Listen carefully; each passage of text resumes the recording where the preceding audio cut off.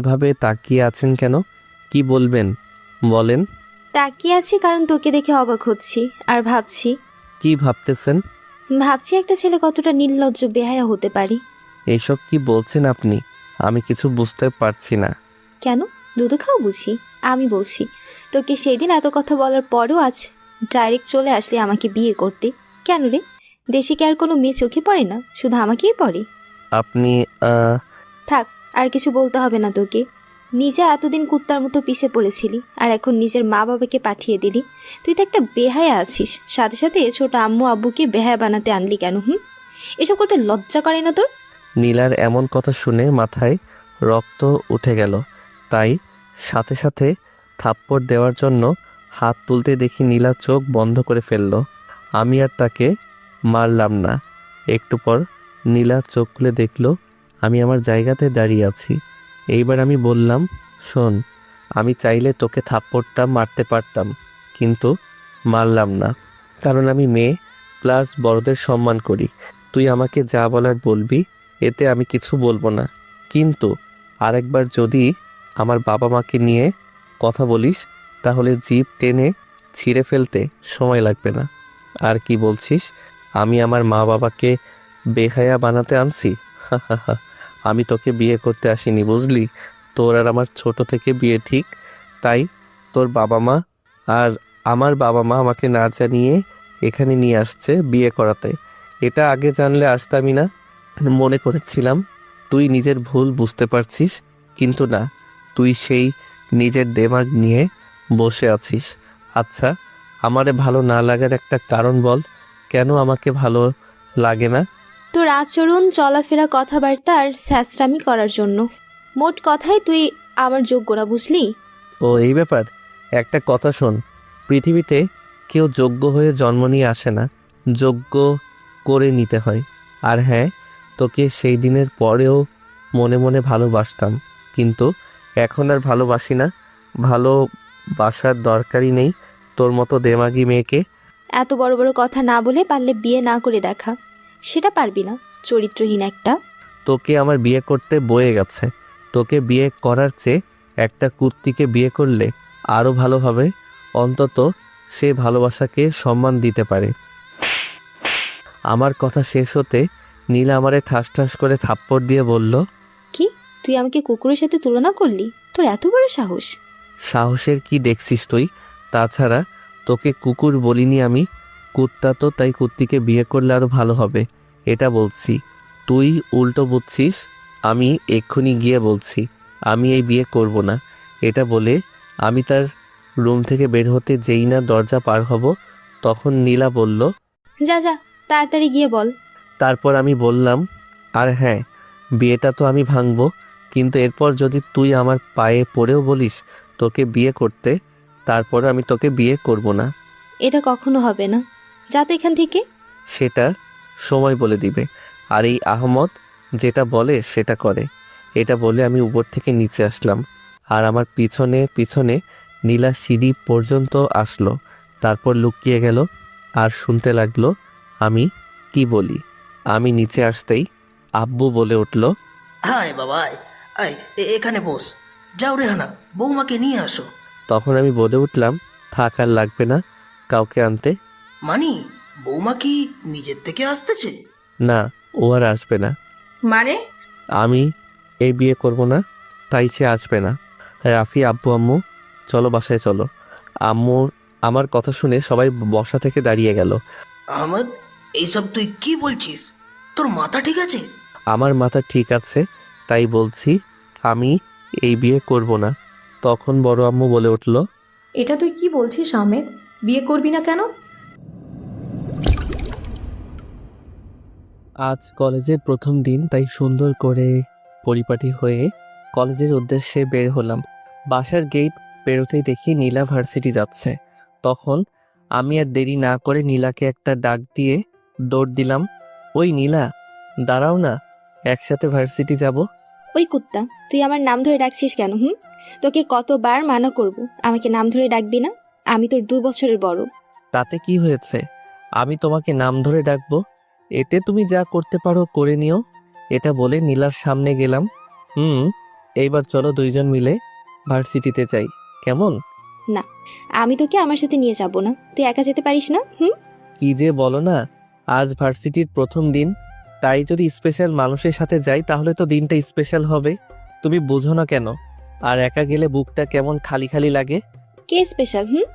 আর বুক খালি লাগে কেন? কেন, তুমি আমার স্পেশাল মানুষ। তুমি যদি আমার একটা কলিজা হও, তাহলে আমি যদি একা যাই তাহলে একটা কলিজা থাকবে না, তাই খালি খালি লাগবে। দেখ, মুড ভালো আছে, তাই রাগাবি না, না হলে পীড়িতের ভূত একদম ছাড়িয়ে দেব। কেন, তোমার ভালোবাসার ভূত আছর করিয়ে ডোবে নাকি? এই, আমি তোর বড়, তোর একটু কি লজ্জা করে না আমাকে প্রপোজ করতে? তোমাকে আমি ভালোবাসি, আর ভালোবাসার কথা বলতে লজ্জা কিসের? দূর, এখানে দাঁড়িয়ে না থেকে হাঁটতে হাঁটতে ঝগড়া করি, কেমন? কারণ কলেজের দেরি হয়ে যাচ্ছে। এটা বলে নীলার হাত ধরে সামনে আগতেই নীলা আমাকে সুন্দর করে আদর করে দিল। আরে আপনারাও না সত্যি আদর মনে করেন, আমার সবাই আদর করবে, কিন্তু এই ডাইনিটা বাদে। ডাইনিটা আমার সুন্দর গালে 5 আঙ্গুলের দাগ বসিয়ে দিল থাপ্পড় দিয়ে। গালে হাত দিয়ে বললাম, তোমার এই সুন্দর নরম তুলতুলে হাতে থাপ্পড় মানায় না, থাপ্পড় না দিয়ে আদর করলে তো পারো। দাঁড়া, আদর করছি। বলে পায়ের নিচে হাত দিয়ে জুতা খুলতে যাবে। এটা দেখে দিলাম দৌড়, কারণ আদর তো আর পাবো না, উল্টো মান সম্মান বাতাসে উড়ে যাবে। কে রে হারামি, আর আদর নিবি না? চলে কেন যাচ্ছিস? দাঁড়া, আদর করি। আমি দৌড়াতে দৌড়াতে বললাম, বিকালে নিব, এখন খুব তাড়া আছে। কিছু দূরে এসে একটা রিকশায় উঠে গেলাম। চলেন তাহলে এইবার আপনাদের পরিচয়টা দিয়ে দেই। আমি আহমেদ, এইবার অনার্স প্রথম বর্ষে পড়ি, মা বাবার একমাত্র সন্তান। বাবা আর চাচ্চু একসাথে ব্যবসা করে, আর আম্মু আর চাচি সেই চিরচেনা অফিস রান্নাঘরে। আর একটু আগে যার দৌড়ানি খেলাম সে হচ্ছে আমার চাচার একমাত্র মেয়ে, আর আমার সিনিয়র বাস থুক্কু ক্রাশ, অনার্স 3rd ইয়ারে পড়ে। শালির পিছনে আজ 2 বছর ধরে পড়ে আছি, কিন্তু পাত্তাও দেয় না। ব্যাস এইটুকু, বাকি সব গল্পে জানবে, কেমন? আপনাদের সাথে কথা বলতে বলতে ভার্সিটিতে পৌঁছে গেলাম। তারপর রিক্সা থেকে নেমে ভাড়া মিটিয়ে কলেজে প্রবেশ করে আশেপাশে দেখতে লাগলাম, আর আফসোস করতে লাগলাম, ইস, কেন যে ওই গুন্ডিটারে ভালোবাসতে গেলাম কে জানে। এমন সুন্দরী সুন্দরী মডেল থুকু মেয়ে দেখব, এটা আগে জানতাম না। ধ্যাত, কপালটা খারাপ। এটা বলতেছি আর আশেপাশে তাকাচ্ছি, তখনই পাশ থেকে মেয়েলি কণ্ঠে বলে উঠল, ওই পিচ্ছি, এদিকে আয়। ডাক শুনে প্রথমে দাঁড়াবো ভাবছি, কিন্তু আমি তো আর পিচ্ছি না, তাই দাঁড়ালাম না। আমি আমার মতো হাঁটতেছি। ওই ব্ল্যাক শার্ট পরা বাবু, এদিকে আসো। এই ডাক শুনে আমি দাঁড়িয়ে গেলাম, কারণ আমি কালো শার্ট পরেছি। তারপর পিছনে তাকিয়ে দেখি কয়েকটা মেয়ে একটা বড় গাছের নিচে বসেছিল, মনে হয় তারা ডাকছে। তখন আমি কিছু বলতে যাব, তার আগে আমাকে বলে উঠল। এদিকে আয় পিচ্ছি। তারপর আমি নিজেকে একটু ঠিকঠাক করে তাদের সামনে যেতে লাগলাম। আরে, মেয়েরা ডাকছে, একটু ঠিকঠাক হতে হবে না? তারপর তাদের কাছে গিয়ে বললাম, বলে, আন্টি কি জন্য ডাকলেন? আমার আন্টি ডাক শুনে ওখানে বসে থাকা সুন্দরী একটা ডাইনি আমার কলার ধরে বলল, ওই, আমাকে কোন দিক থেকে আন্টি লাগে? তো আমাকে কোন দিক থেকে পিচ্ছি লাগে? কিন্তু আপনাদের আন্টি আর বলতে পারলাম না। তখন পিছন থেকে একটা মেয়ে বলে উঠল, ওই, তোর সাহস তো কম না? সিনিয়রদের সাথে কিভাবে কথা বলতে হয় তুই জানিস না? এরা কি করছিস? বনিয়াদটাকে আমাকে দে, দেখাচ্ছি আন্টি বলার বোঝা। তাহলে মেয়েটার নাম ইরা। বাহ, অনেক সুন্দর তো নাম। আহ, তান্নি, মাথা গরম করিস না, বেচারা মনে হয় নতুন, বোঝেন পিচ্ছি তো। দেখে আন্টি, থুক্কু আপু, এখানে আপনারা আমাকে পিচ্ছি বলছেন, আর আমি ভাবলাম আপনার এখানে অভিভাবক, তাই আন্টি বললাম। ইরা, ছেলেটার কিন্তু অনেক সাহস বেড়ে গিয়েছে। আমাদের নাকি অভিভাবকের মতো লাগে। তুই কিছু করবি নাকি আমি কিছু করব? তোরা থাম, আমাকে বলতে দে। এটা বলে ইরা নামের মেয়েটা আমাকে বলল, এই তোর নাম কি? কোন ইয়ারে? জি আহমেদ, অনার্স 1st ইয়ারে। ও আচ্ছা, শোন, আমরা তোর সিনিয়র, আমাদের দেখলেই সবসময় সালাম দিবি, সবসময় আমাদের কথা শুনবি, আর যদি আমাদের কথা না মানিস তাহলে খবর করে ছাড়বো, বুঝলি? জি আপু, মানব। শালি আমারে চিনছ না আমি কি জিনিস? একবার খালি বাগে পাই দেখামো আমারে ধমক দেওয়ার মজা। আমার ভাবনার ব্যাঘাত ঘটিয়ে ইরা নামের মেয়েটি বলল, শোন, এখন সোজা ক্লাসে যাবি। আর খবরদার কোনো মেয়ের সাথে কথা বলবি না। যদি কোনো মেয়ের সাথে কথা বলতে দেখি তাহলে তোর খবর আছে। এই কথা শুনে আমি শুধু মাথা নাড়িয়ে বলে সেখান থেকে চলে আসলাম ক্লাসে। এইদিকে আমি যেতে এটা কি করলি ইরা? আমি আবার কি করলাম? ছেলেটা আমাদের আন্টি বলে গেল, আর তুই ওকে কিছু করলি না কেন? আরে আন্টি তো বলছে তেমন কিছু না, পরের বার বললে দেখে নিব। এখন এইসব চিন্তা বাদ দে তো। ইরার মুখে এমন কথা শুনে তন্নি আখি দুইজন অবাক হলো। এটা তুই বলছিস? আমার বিশ্বাস হচ্ছে না। তুই এতটা অভদ্র হলি কেমনে যে মেয়ের সামনে দাঁড়িয়ে কথা বলার সাহস কোনো ছেলে পায় না, আর ওই ছেলে আমাদের রীতিমতো অপমান করে গেল, আর তুই বলছিস বাদ দে? কেমনে কি? আমি যখন একবার বলছি টপিক বাদ দে মানে বাদ দে। ইরার মুখে এমন কথা শুনে তারা দুইজন চুপ হয়ে গেল। তখন পিছন থেকে কেউ বলে উঠল, কি রে, কি বাদ দিতে বলছিস? এইদিকে আমি ক্লাসে এসে এইদিক ওইদিক দেখতে পিছনের একটা টেবিলে বসে থাকা একটা ছেলের দিকে চোখ গেল। দেখি হালা মেয়েদের দিকে ড্যাব ড্যাব করে তাকাচ্ছে আর চুল ঠিক করছে। তারপর আমি ছেলেটার কাছে গিয়ে মাথায় থাপ্পড় দিয়ে বললাম, কিরে রাফি, ভণ্ডামি এখানে এসেও ছাড়লি না? যেখানে গুরু সারেনি শিষ্য সারবে কেমনে বল? তা কেমন চলছে? ভালো চলছে মামা। তারপর রাফির সাথে কথা বলতে লাগলাম। এর ভিতরে ক্লাসে স্যার আসলো। তারপর ক্লাস করতে লাগলাম। আর ওইদিকে তন্নি ইরা আখি কথা কাটাকাটি করছিল। তার মাঝে পিছন থেকে কারো কথা শুনে সবাই পিছনে তাকিয়ে বলল, আরে নীলা, আজ এত দেরি? এমনি রাস্তায় রিক্সা পাইনি। তা তোর কি বিষয়ে কথা বলছিলি রে? নীলার কথা শুনে আখি যখনই কিছু বলতে যাবে তার আগে ইরা আখিকে ইশারা দিয়ে কিছু বলতে মানা করে। আর ইরা বলে, আরে থাম তো, কিছু না, এমনি কথা বলছিলাম। চল ক্লাসে যাই, ঘন্টা পড়ে গিয়েছে। ওকে চল। এইদিকে আমি আর রাফি একে একে সব ক্লাস শেষ করে বাহিরে এসে এমন কিছু দেখব তার জন্য মোটেও প্রস্তুত ছিলাম না। আমি আর রাফি ক্লাস থেকে বের হয়ে দেখি ইরা নামের মেয়েটা একটা ছেলেকে 2টা থাপ্পড় প্লাস কান ধরিয়ে এক পায়ে দাঁড় করিয়ে রাখছে। মামা, ওই যে দেখ ইরা আপু ছেলেটাকে কিভাবে মারলো, আবার কান ধরিয়ে রাখছে। দেখতেছি কিছু। তুই ওই মেয়েটার নাম ইরা, যে সেটা কেমন করে জানলি? তারপর আমি রাফিকে সকালের সব বিষয় খুলে বললাম। আমার কথা শুনে রাফি তো আমার দিকে চোখ বড় বড় করে মাথার উপর থেকে নিচে পর্যন্ত তাকাচ্ছে। তা মামা, তুই সুস্থ আছিস কেমনে এটা বুঝতেছি না। তোর শালা, আমি অসুস্থ হব কেন? হালা, তুই কাদের সামনে কি বলছিস জানিস? মানে হলো ইরা হচ্ছে এই কলেজের সভাপতির মেয়ে। তারে সবাই সম্মান দিয়ে চলে। যে ওই মেয়ের সাথে একটু উল্টাপাল্টা কথা বলে তাকে খবর করে ছেড়ে দেয়। আর তুই তাকে আন্টি বলে চলে আসলি, আর কিছু করলো না। রাফির মাথা থাপ্পড় দিয়ে বললাম, হালা, তুই আমার বন্ধু নাকি শত্রু? যে আমার খারাপ চাস? হয়তো ইরা আপুর তখন মন ভালো ছিল, তাই আমার মতো কিউট ইনোসেন্ট ছেলেকে ছেড়ে দিল। আইসে ইনোসেন্ট, শালা 1 নম্বর ভণ্ড। এইভাবে রাফির সাথে কথা বলতেছি, হঠাৎ খেয়াল করলাম নীলাকে। কিরে মামা, নীলা কেন ইরা আপুদের সাথে?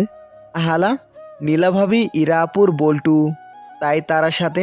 আচ্ছা মামা, তুই ওদের ব্যাপারে এত কিছু জানিস কেমনে?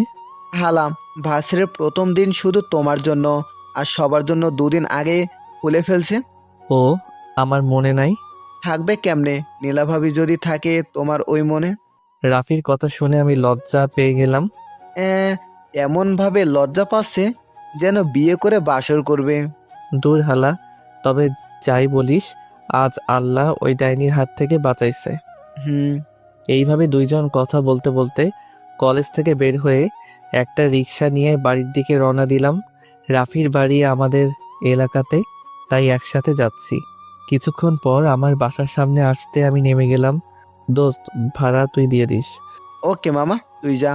আমি বাসায় এসে জুতা একদিকে বই আরেকদিকে ছুঁড়ে ফেলে বিছানায় গায়ে এলিয়ে দিলাম।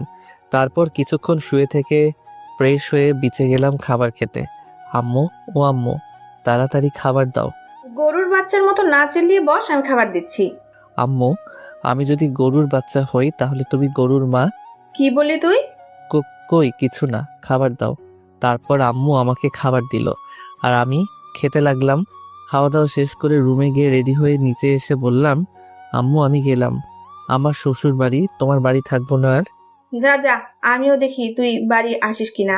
তারপর আমি বাসা থেকে বের হয়ে নীলাদের বাসার দিকে যেতে লাগলাম।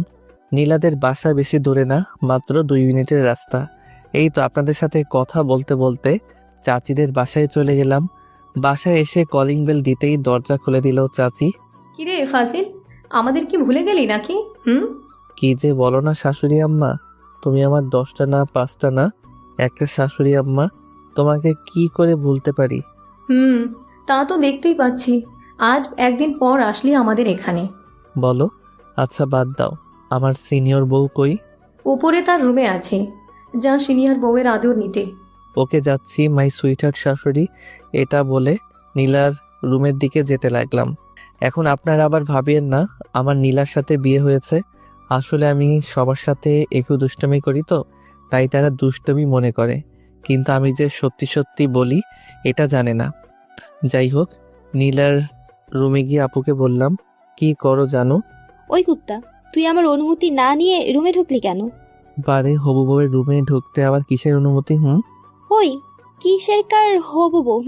উল্টাপাল্টা কথা বলবি, থাপ্পড় দিয়ে গাল লাল করে দেব। কিসের উল্টাপাল্টা কথা বলছি? আমি তোমাকে ভালোবাসি, আর বিয়ে করলে তোমাকে করব, তাই আমি তোমার হবু জামাই না। উফ, তোকে বুঝাতে বুঝাতে আমি পুরো হাঁপিয়ে গিয়েছি যে তুই আমাকে ভালোবাসিস, আমি তোকে ভালোবাসি না, বুঝলি? একতরফা ভালোবাসা দিয়ে কিছু হয় না। এত যখন বোঝো তাহলে আমাকেও ভালোবাসো, 2জন মিলে জমিয়ে প্রেম করব, তারপর বিয়ে, তারপর এতগুলো বাচ্চা, 2টা তুমি নিবা কোলে আর 2টা আমি। তোর মতো ছেলেকে আমি ভালোবাসবো? নিজের চেহারা কখন আয়নাতে দেখেছিস? দেখেছি, মাত্র দেখে আসলাম। আর তোমাকে ভালোবাসতে হবে না, বিয়ে করলেই হবে। দেখ, মাথা গরম করিস না। আর তোর মতো বেয়াদব লুচ্চা ছেলেকে আমি বিয়ে করব? তুই ভাবলি কি করি? আরে তুমি তো জানো না, যারা বেয়াদব লুচ্চা হয় না তার একটু বেশি রোমান্টিক হয়, আর বউকে ভালোবাসে বেশি। তাই বলছি, আমাকে তোমার মনে একটু জায়গা দাও। এটা বলতেই নীলা আমার গালে ঠাস ঠাস করে থাপ্পড় দিয়ে বলল, তোর মতো বেহায়া নির্লজ্জ ছেলের জায়গা আমার মনে না, আমার হাতের 5 আঙ্গুলে। গালে হাত দিয়ে বললাম, একদিন এই হাত দিয়ে আদর করবা, আর এই বেহায়া নির্লজ্জ ছেলেকে মন দিয়ে ভালোবাসবা। জেগে জেগে স্বপ্ন না দেখ, বাস্তবটা একটু দেখিও বাচ্চা। আর এখান থেকে ফুট, তোমাকে আমার একদম সহ্য হয় না। আমি স্বপ্ন নাকি বাস্তব দেখছি এটা সময় বলে দিবে। নীলা তেলাপোকা। এই কথাটা বলতেই নীলা আমারে দৌড়ে এসে জড়িয়ে ধরল। ইস, এইভাবে যদি ভালোবেসে জড়িয়ে ধরতো মনে মনে। তেলাপোকা কোথায়? প্লিজ একটু দাঁড়িয়ে দে। তুমি সোজা দাঁড়িয়ে থাকো, আমি দেখছি। আমার কথা বলতেই নীলা আমাকে ছেড়ে সোজা দাঁড়িয়ে থাকলো, আর আমি কিছুটা দূরে গিয়ে বললাম, তেলাপোকার নাম নিতে জড়িয়ে ধরে বুকে টেনে নিলাম। আর যদি তেলাপোকা থাকতো তাহলে কি করতে আল্লাহ জানে। এটা বলে দিলাম দৌড়। এই কি বললি কুত্তা? দাঁড়া দাঁড়া বলছি। আমার সাথে এত বড় ধোকা? একবার কাছে পাই তারপর দেখাবো। এইদিকে আমাকে দৌড়াতে দেখে চাচি বলল, কি রে, এইভাবে দৌড়াচ্ছিস কেন? একটা ডাইনি পিছনে লেগেছে তাই দৌড়াচ্ছি। বাই চাচি, কাল আসবো। এটা বলে দৌড়ে বাসা থেকে বের হয়ে আড্ডার জায়গায় গেলাম। কিরে ভণ্ড, আবার কোন জায়গাতে ভণ্ডামি করে আসলি? দূর বেটা, তোর ভাবির দৌড়ানি খাইছি। কেন রে, কি করছিস? তাহলে শোন। তারপর রাফিকে সব বলে দিলাম। আমার কথা শুনে রাফি হাসতে লাগলো। তুই একটা জিনিস ভাই। এইভাবে 2জন আড্ডা দিয়ে সন্ধ্যার দিকে বাসায় ফিরলাম। বাসায় এসে কিছুক্ষণ পরে ফোন টিপতে লাগলাম। এমন সময় একটা বাবার রাজকন্যা নামের একটা আইডি থেকে মেসেজ রিকোয়েস্ট আসলো। ওই পিচ্ছি, তোর আইডিতে এতগুলো মেয়ে কেন? আমি সিন না করে মেসেজটা দেখে কিছু বললাম না, কারণ এটা হয়তো রাফির কাজ। এটা ভেবে আমি আবার ফেসবুক গোতাগুতি করতে লাগলাম। একটু পরে আবার আসলো, ও মা, পিচ্চিটার তো দেখি প্রচুর ভাব। গুড, এমন ভাব থাকা জরুরি। আমি তারপরেও কিছু বললাম না। পাই শালা, তোর সমস্যা কি? মেসেজের রিপ্লাই দিতেছিস না কেন? নাকি আবার কোনো মেয়ের লগে টাঙ্কি মারতেছস? কোনটা? এইবার বললাম, ভাই কে আপনি? কি? ওই আমাকে তোর কোন দিক দিয়ে ভাই লাগে? কোনো দিক দিয়ে না, তারপরও এখন তো শরীফার চোখ, কিছু তো বলা যায় না। কি বললি তুই? দাঁড়া, তুই কাল কলেজ যাই, তারপর দেখামো আমি কে। যা, কাল কি দেখানোর আছে দেখাইস। এটা বলে ব্লক করে দিলাম। আর তখনই নিচ থেকে আম্মু খাবার খেতে ডাকলো, তাই আমি দেরি না করে নিচে গেলাম খাবার খেতে। নিচে যেতে দেখি বাবা বসে আছে আর আম্মু রান্নাঘর থেকে খাবার আনছে। আমি গিয়ে বাবার পাশে বসতেই বাবা বলল, ওই হারামজাদা, কখনো ভালো হবি না। যেখানে খারাপ হলাম না সেখানে ভালো হওয়া তো বিলাসিতা। তুই তো নীলা আপুকে সারাদিন বিরক্ত করিস কেন? হুম? সে আমার হবু বউ, তাই বিরক্ত করি। এতে তোমার সমস্যা কি? হুম? বেশি কথা বলবি, একটা থাপ্পড় দিয়ে গাল লাল করে দিব। নীলা তোর থেকে 2 বছরের বড়। আর তাছাড়া নীলা তোকে দেখতে পারে না। সেটা আমি দেখে নেব বিয়ের পর। তোমরা শুধু আমাদের বিয়েটা করিয়ে দাও, বাকি কাজ আমার। হে, কি শয়তান ডাউনলোড করলাম রে বাবা। এই, তোর কি লজ্জা শরম একটুও নাই যে বাবার সামনে বিয়ের কথা বলিস? হ্যাঁ? বিয়ে হচ্ছে ফরজ কাজ, আর ফরজ কাজ করার জন্য বলতে কিসের লজ্জা? না, তোকে আর সহ্য করতে পারছি না। একটা না একটা ব্যবস্থা করতেই হবে। দাঁত কেলিয়ে একটা হাসি দিলাম। আসলে বাবার সাথে আমি ফ্রি, তাই একটু মজা করছি আর কি। তারপর আম্মু খাবার আনতে সবাই খাবার খেতে লাগলাম। খাবার খেয়ে রুমে এসে মোবাইল টিপতে লাগলাম। তখনই রাফি কল দিল। কিরে হালা, ভণ্ডামি কত করবি? এইবার এইসব ছাড়। দূর শালা, তোমার তো মিয়া পিছনে ঘোরার মানুষ আছে, আমার তো আর নাই, তাই ভণ্ডামি করি। তা করবি ঠিক আছে, কিন্তু আমার সাথে কেন ফেক আইডি দিয়ে ভণ্ডামি করবি? হুম? হালার ফু, গাজা একটু কম করে খাস কেমন হালা? আমি কেন তোর সাথে ভণ্ডামি করব? তাহলে কে করলো আমার সাথে? আল্লাহ যে আমার সাথে ভণ্ডামি করার চেষ্টা করছে, তারে মা হওয়ার তৌফিক দান করুন। আমি আল্লাহ যেন তোর দোয়া কবুল করে। আচ্ছা মামা, কাল কলেজে তাড়াতাড়ি যামু, একটু ঘোরাঘুরি করমু, আর আদা ময়টা ওয়ালি দেখমু কেমন? ওকে মামা, তাহলে কাল দেখা হচ্ছে। এটা বলে ফোন কেটে দিলাম। তারপর কিছুক্ষণ ফোন টিপে ঘুমিয়ে গেলাম। সকালে আম্মুর ডাকাডাকিতে ঘুম থেকে উঠে ফ্রেশ হয়ে নাস্তা করে কলেজে চলে গেলাম। কলেজে গিয়ে দেখি হারামি বসে আছে। আমি তার কাছে গিয়ে বললাম, কিরে মামা, কখন আইলি? এই মাত্র এসে বসলাম, চল তাহলে ঘোরাঘুরি করি ক্যাম্পাসে। চল। তারপর দুইজন মিলে ক্যাম্পাসটা দেখতে লাগলাম। কিছুক্ষণ হেঁটে একটা গাছের নিচে বসে রাফিকে বলতেছি, দোস্ত, তা অনেক তো আটাওয়ালি ময়দাওয়ালি দেখলি, তা কাউকে কি পছন্দ হইল? আরে দূর, কাউকে পছন্দ হলো না। আমি, সমস্যা নাই দোস্ত, এইভাবে চেষ্টা কর, একদিন না একদিন পছন্দ হয়ে যাবে। তারপর আমি আর রাফি নানা কথা বলতে লাগলাম। হঠাৎ করে ইরা আপু আমার সামনে এসে আমার কলার ধরে বলল, ওই কুত্তা, আমাকে কোন দিক থেকে তোর ভাই লাগে? আর কি বলছিলি? আমাকে শফিকের মতো লাগে? ওই কুত্তা, ওই কুত্তা, দেখ আমি কি ভাইয়া নাকি মেয়ে? আপু এসব কি বলছেন? আপনি এইসব হতে যাবেন কেন? তাহলে কাল রাতে কেন বললি আমাকে আমি ভাইয়ার শরীফা? দোস্ত, বজ্জাতটাকে আর ছাড়িস না। কাল আন্টি বলছে, আজ ভাই, অন্যদিন কি বলে তার ঠিক নেই। দোস্ত, এই ছেলের একটা না একটা কিছু কর। আপু প্লিজ, আমার বল্টুকে ছেড়ে দিন, ও নতুন, বুঝতে না। রাখ তোর ডায়লগ, আজও তো একটা না একটা কিছু হবে। রাফি থাম, কি বলছেন? ইরা আপু, আমি আপনাকে কিভাবে এইসব বলবো? আপনার সাথে তো আমার কথাই হয়নি। ওই মিথ্যা বলবি না, বাবার রাজকন্যা আইডিতে তুই ওই কথা বলিসনি। এই মেয়ে কিভাবে জানলো জিনটি নাচে নাকি এর উপর? তা আপনি জানেন কিভাবে? আমি সেই মেয়ে। কি কি আপু, আপনি ছিলেন আসলে? সরি আপু, আমি জানতাম না এটা আপনি। জানার সময়টা দিয়েছিলি, তার আগে তো ব্লক দিলি তুই। আসলে আপু, আমি মনে করছি আমার বন্ধু বান্ধব এমন করছে। ঠিক আছে ঠিক আছে, আজকের মতো ক্ষমা করে দিলাম।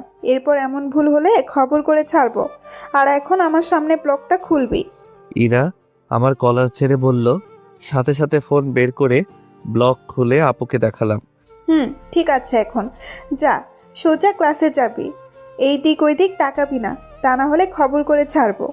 আমরা দুইজন মাথা নেড়ে বলে সোজা চলে যাচ্ছে এইদিকে।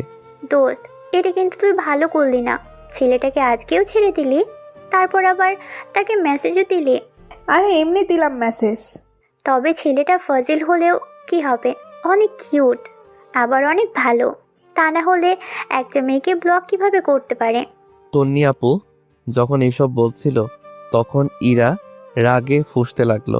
তন্নি আবার বলতে লাগলো, যেখানে অন্য ছেলেরা মেয়েদের মেসেজ দিয়ে বিরক্ত করে, সেখানে এই ছেলে মেয়েদের ব্লক করছে।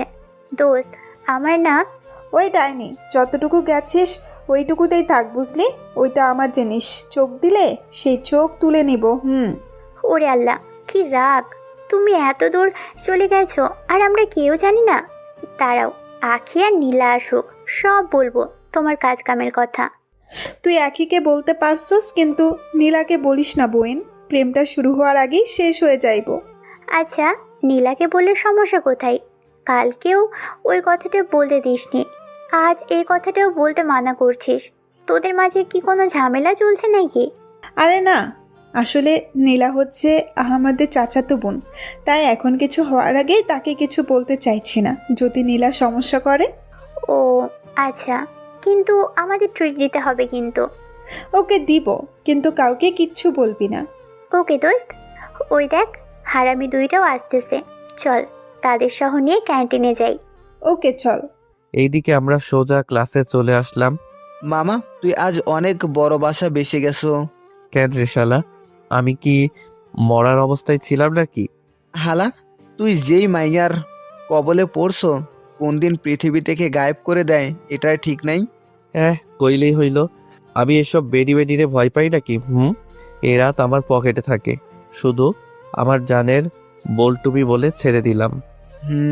দেখলাম তো, তখন আরেকটু হলে নিচ দিয়ে জুসের রস বের হইতো।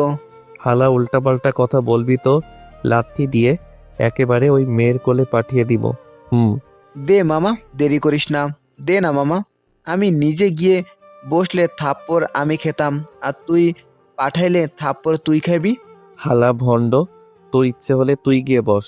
আমার মায়ের খাওয়ার ইচ্ছে নেই।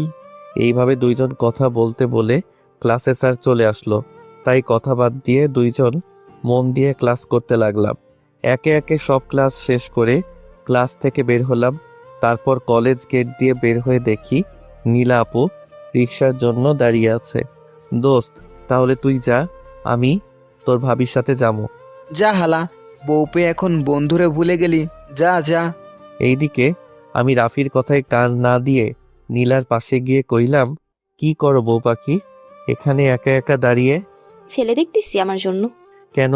আমি থাকতে তোমার ছেলে কেন লাগবে? আমার বউ সোনা। উফ, তোর জন্য কোথাও শান্তি পাই না। আচ্ছা, তুই আমাকে একটু শান্তিতে থাকতে দিবি না নাকি? বাড়িতে যাওয়ার জন্য দাঁড়িয়েছি, তাতেও শান্তি পাচ্ছি না।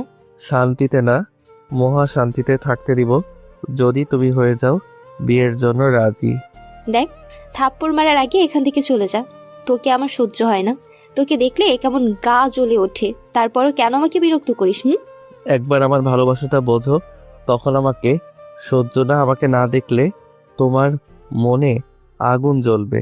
তোর ভালোবাসা আমার বোঝা লাগবে না, এখান থেকে যা, যত সব আজাইরা পাবলি। এটা বলে নীলা একটা রিকশায় উঠে চলে গেল। নীলার এমন কথা শুনে মনটা খারাপ হয়ে গেল, আর নীলার চলে যাওয়ার দিকে এক মনে তাকিয়ে আছি। আজ 2 বছর ধরে এই মেয়ের পিছনে ঘুরতেছি, কিন্তু এই মেয়ে পাত্তা তো দূরে থাক, আমাকে সহ্য করতে পারে না। এইসব ভাবছি আর দাঁড়িয়ে আছি। এমন সময় আমার কাঁধে কেউ হাত রাখতেই আমি পিছন ফিরে দেখি রাফি। ভাই, কেন বারবার অপমানিত হোস বুঝি না। ভালোবাসি তো তাই বারবার ছুটে যাই। আচ্ছা ভাই, আমি দেখতে খারাপ? আমি ভালোবাসার অযোগ্য? কে বলছে তুই দেখতে খারাপ? তুই ভালোবাসার অযোগ্য? তুই দেখতে অনেক সুন্দর শালা। একটু আশেপাশে তাকালে প্রেমিকার অভাব হবে না তোর। আমি তো অন্য কাউকে চাই না দোস্ত, আমার নীলা হলে হবে। কিন্তু সে তো তোকে সহ্য করতে পারে না। দেখবি নীলা একদিন আমাকে ভালোবাসবে, তুই দেখে নিস। দেখবো। এখন চল বাসায় যাবো। তারপর রাফির সাথে রিকশায় উঠে গেলাম। একটু পরে বাসায় এসে ভাড়া দিয়ে রাফির থেকে বিদায় নিয়ে চলে আসলাম বাসায়। নীলার কথা বলার কারণে অনেক মন খারাপ, তাই আজকে না আড্ডা দিতে গেলাম না বিলার কাছে গেলাম, পুরো দিন বাড়িতে কাটিয়ে দিলাম। আম্মু জিজ্ঞেস করছিল কিছু হয়েছে নাকি, আমি না বললাম। রাতের খাবার শেষ করে শুয়ে ফোন টিপতেছি, তখন ইরা আপু নক দিল। ওই পিচ্ছি, কি করিস? আমি কিছুক্ষণ পরে বললাম, মোবাইলে শুয়ে ফোন টিপি। আপনি কি করেন? ওই পোলা, এত কিসের ভাব? নিচে থেকে মেসেজ দিচ্ছি বলে যখন ইচ্ছা তখন রিপ্লাই দিব? আমাকে কি তোর চোখে লাগে না? সেই কখন মেসেজ দিলাম আর এখন রিপ্লাই? তো আমাকে কি পিচ্ছি পাইছেন যে সারা দিন পিচ্ছি বলে খেপান? ও হলে আমার বড় রে, তাই এতক্ষণ কার সাথে টাঙ্কি মারছিলি? সেটা আপনাকে বলবো কেন? আমার যার সাথে টাঙ্কি মারি না কেন তা কাউকে বলতে বাধ্য নই। দেখ, মটকা গরম করবি না, ভালোই ভালোই বলে দে কার সাথে কথা বলছিলি। তা না হলে কাল কলেজে আসলে আমি কি করতে পারি সেটা তুই ভালো করে জানিস। কারোর সাথে কথা বলছি না, এমনি ফোন টিপতেছিলাম। আর এখন আপনার সাথে। সত্যি তো নাকি মিথ্যা বলছিস? 100% সত্যি। ভালো। তা খাওয়া দাওয়া হয়েছে তোর? হয়েছে। আপনার? আমারও হয়েছে। এই তোর ফোন নাম্বারটা দে তো। আমি কেন আপনাকে ফোন নাম্বার দিব আজব? আর আমার নাম্বার দিয়ে আপনার কি কাজ? আমার যেই কাজই হোক, তুই দিবি নাকি সেটা বল। না, দিব না। তুই যদি না দিস তাও আমি তোর নাম্বার নেব, কিন্তু তুই দিলে সেটা তোর জন্য ভালো। কি মেয়ে রে বাবা, কথায় কথায় ধমক দেয়। ইচ্ছে তো করছে থাপ্পড় দিয়ে সকল দেবার ছুটাতে, কিন্তু শালির তো অনেক পাওয়ার আছে, সেই জন্য পারছি না। এই নেন আপু। আমি নাম্বারটা দিয়ে সেই আইডিটা লগ আউট করে দিলাম। আমার অন্য একটা আইডিতে ঢুকলাম। সেই আইডিতে ঢুকে আমি প্রথমে চলে গেলাম মেসেজ অপশনে। সেখানে গিয়ে নীলার আইডিতে ঢুকে আমি অবাক, শালি আমারে ব্লক দিচ্ছে। মাথা ধরছে না। এমনিতে 2 বছর ধরে তাকে এই আইডি থেকে মেসেজ দিচ্ছি, কিন্তু একটা মেসেজ সিন করলো না। আর আজকে দেখি সে আমারে ব্লক করে দিল। এটা দেখে প্রচুর কষ্ট পেলাম। আমি তো তার কাছে বেশি কিছু চাই না, তার কাছে শুধু চাই একটু ভালোবাসা। আমি কি দোষ করছি যে নীলা আমাকে সহ্য করে না? অবহেলা করছো করো, অবহেলা করতে করতে যখন একদিন এই অবহেলা করার মানুষটা থাকবে না, তখন বুঝবা নীলা আমি তোমার জীবনে কত ইম্পর্টেন্ট ছিলাম। নীলা, তুমি জানো আমার তোমাকে নিয়ে কত স্বপ্ন। আমি ভাবতাম তোমার হাতে হাত রেখে ঘোরাঘুরি করব। শীতের সকালে একসাথে একটা চাদর মুড়ি দিয়ে কনকনে এই ঠান্ডাতে অন্ধকার কুয়াশাতে হাঁটব। রাতের বেলায় তোমার কোলে মাথা রেখে পূর্ণিমার চাঁদের মতো তোমার মায়াবী মুখটা দেখব। এইসব ছোট আর কত স্বপ্ন তোমাকে ঘিরে। আচ্ছা, হবে নাকি এইসব স্বপ্ন পূরণ? পাবো কি তোমাকে আমি, নাকি এইসব স্বপ্ন তুমি অন্য কারোর সাথে পূরণ করবে? এইসব ভাবতেছি আর নিজের চোখ দিয়ে পানি ফেলতেছি। আচ্ছা নীলা, তুমি যদি একবার দেখতে, তোমার কথা মনে করে আমার গভীর রাতে অশ্রু ঝরে, বালিশ ভিজে, তখন কি আমার প্রতি মায়া হবে? এইসব ভাবতে ভাবতে কখন যে ঘুমিয়ে গেছি নিজেও জানি না। সকালবেলা ঘুম থেকে উঠে ফ্রেশ হয়ে নিচে গেলাম নাস্তা করতে। নাস্তা করে সোজা চলে গেলাম নীলার বাড়ি। তারপর আমি বাসায় ঢুকে কাউকে কিছু না বলে সোজা আপুর রুমে চলে গেলাম। এইদিকে চাচা চাচি আমার এমন ব্যবহার দেখে অবাক হয়ে গেল। আর আমি নীলার রুমে গিয়ে, নীলা তুমি, আর কিছু বলতে পারিনি। আমি চোখ বড় করে ফেললাম। এইদিকে নীলা রেডি হচ্ছিল কলেজে যাওয়ার জন্য। হঠাৎ রুমে আহমদ চলে আসতে নীলা চমকে গেল আর তাড়াতাড়ি নিজের শরীরে ঢেকে ফেললে রাগে গজগজ করে বলতে লাগলো, ওই কুত্তা, তুই ওর মধ্যে ছাড়া আমার রুমে ঢুকলি কেন? এইদিকে আমি নীলাকে এমন অবস্থাতে দেখবো সেটা ভাবতে পারিনি। তাই তো সাথে সাথে পিছনে ঘুরে বললাম, এখানে আমার কি দোষ? দরজা খোলা দেখলাম তাই ঢুকে পড়লাম। তুমি দরজা লাগিয়ে চেঞ্জ করতে পারতে। আমার রুম আমার ইচ্ছে, আমি দরজা লাগাবো কি লাগাবো না। তুই কেন আমার রুমে আসলি? বের হ লুচ্চা। হয়েছে হয়েছে, আর বলতে হবে না। আমি বের হচ্ছি, কিন্তু আমি সত্যি বলছি আমি কিছু দেখিনি। লুচ্চা, তুই বের হবি নাকি লাথি দেবো একটা? তারপর আমি বের হয়ে সাথে সাথে বের হয়ে গেলাম আর ভাবতে লাগলাম আমি কি দেখলাম এইসব। আস্তাগফিরুল্লাহ, নাউজুবিল্লাহ।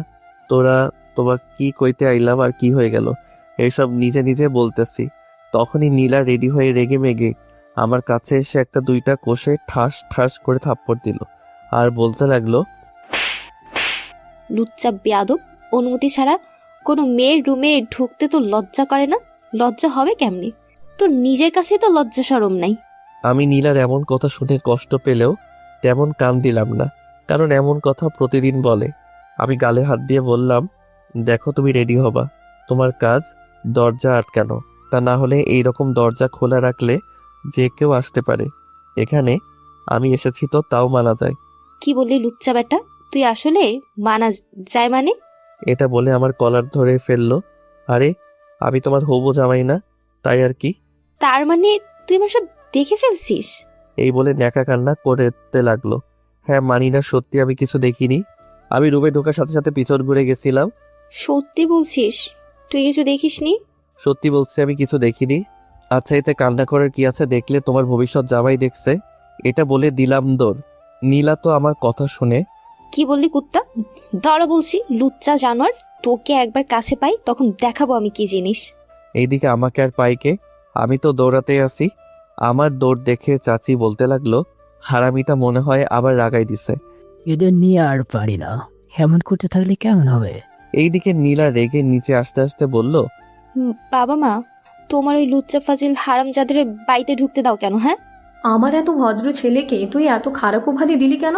এ আইসে তোমার ভদ্র ছেলে, পুরো বদের হাড্ডি, পরের বার বাড়িতে ঢুকতে দিবা না। এটা আমার বাড়ি, আমি কাকে ঢুকতে দিব নাকি দিব না সেটা আমার ব্যাপার, বুঝলি? বাবা মাকে কিছু বলো না তুমি? আচ্ছা, তুই আহমেদকে এই বাড়িতে ডাকতে না দেওয়ার কারণটা কি বল? কারণ হচ্ছে সে তো তোমার ভাইয়ের ছেলে নিয়ে থাকে, আমি গেলাম। এটা বলে নীলা রাগে গজগজ করতে করতে চলে গেল। নীলার এমন রাগ দেখে চাচা চাচি হাসতে লাগলো। এইদিকে আমি দৌড়ে বাসা থেকে বের হয়ে একটা রিক্সা নিয়ে চলে গেলাম কলেজে। সেখানে গিয়ে দেখি রাফি বসে বসে ফোন চালাচ্ছে।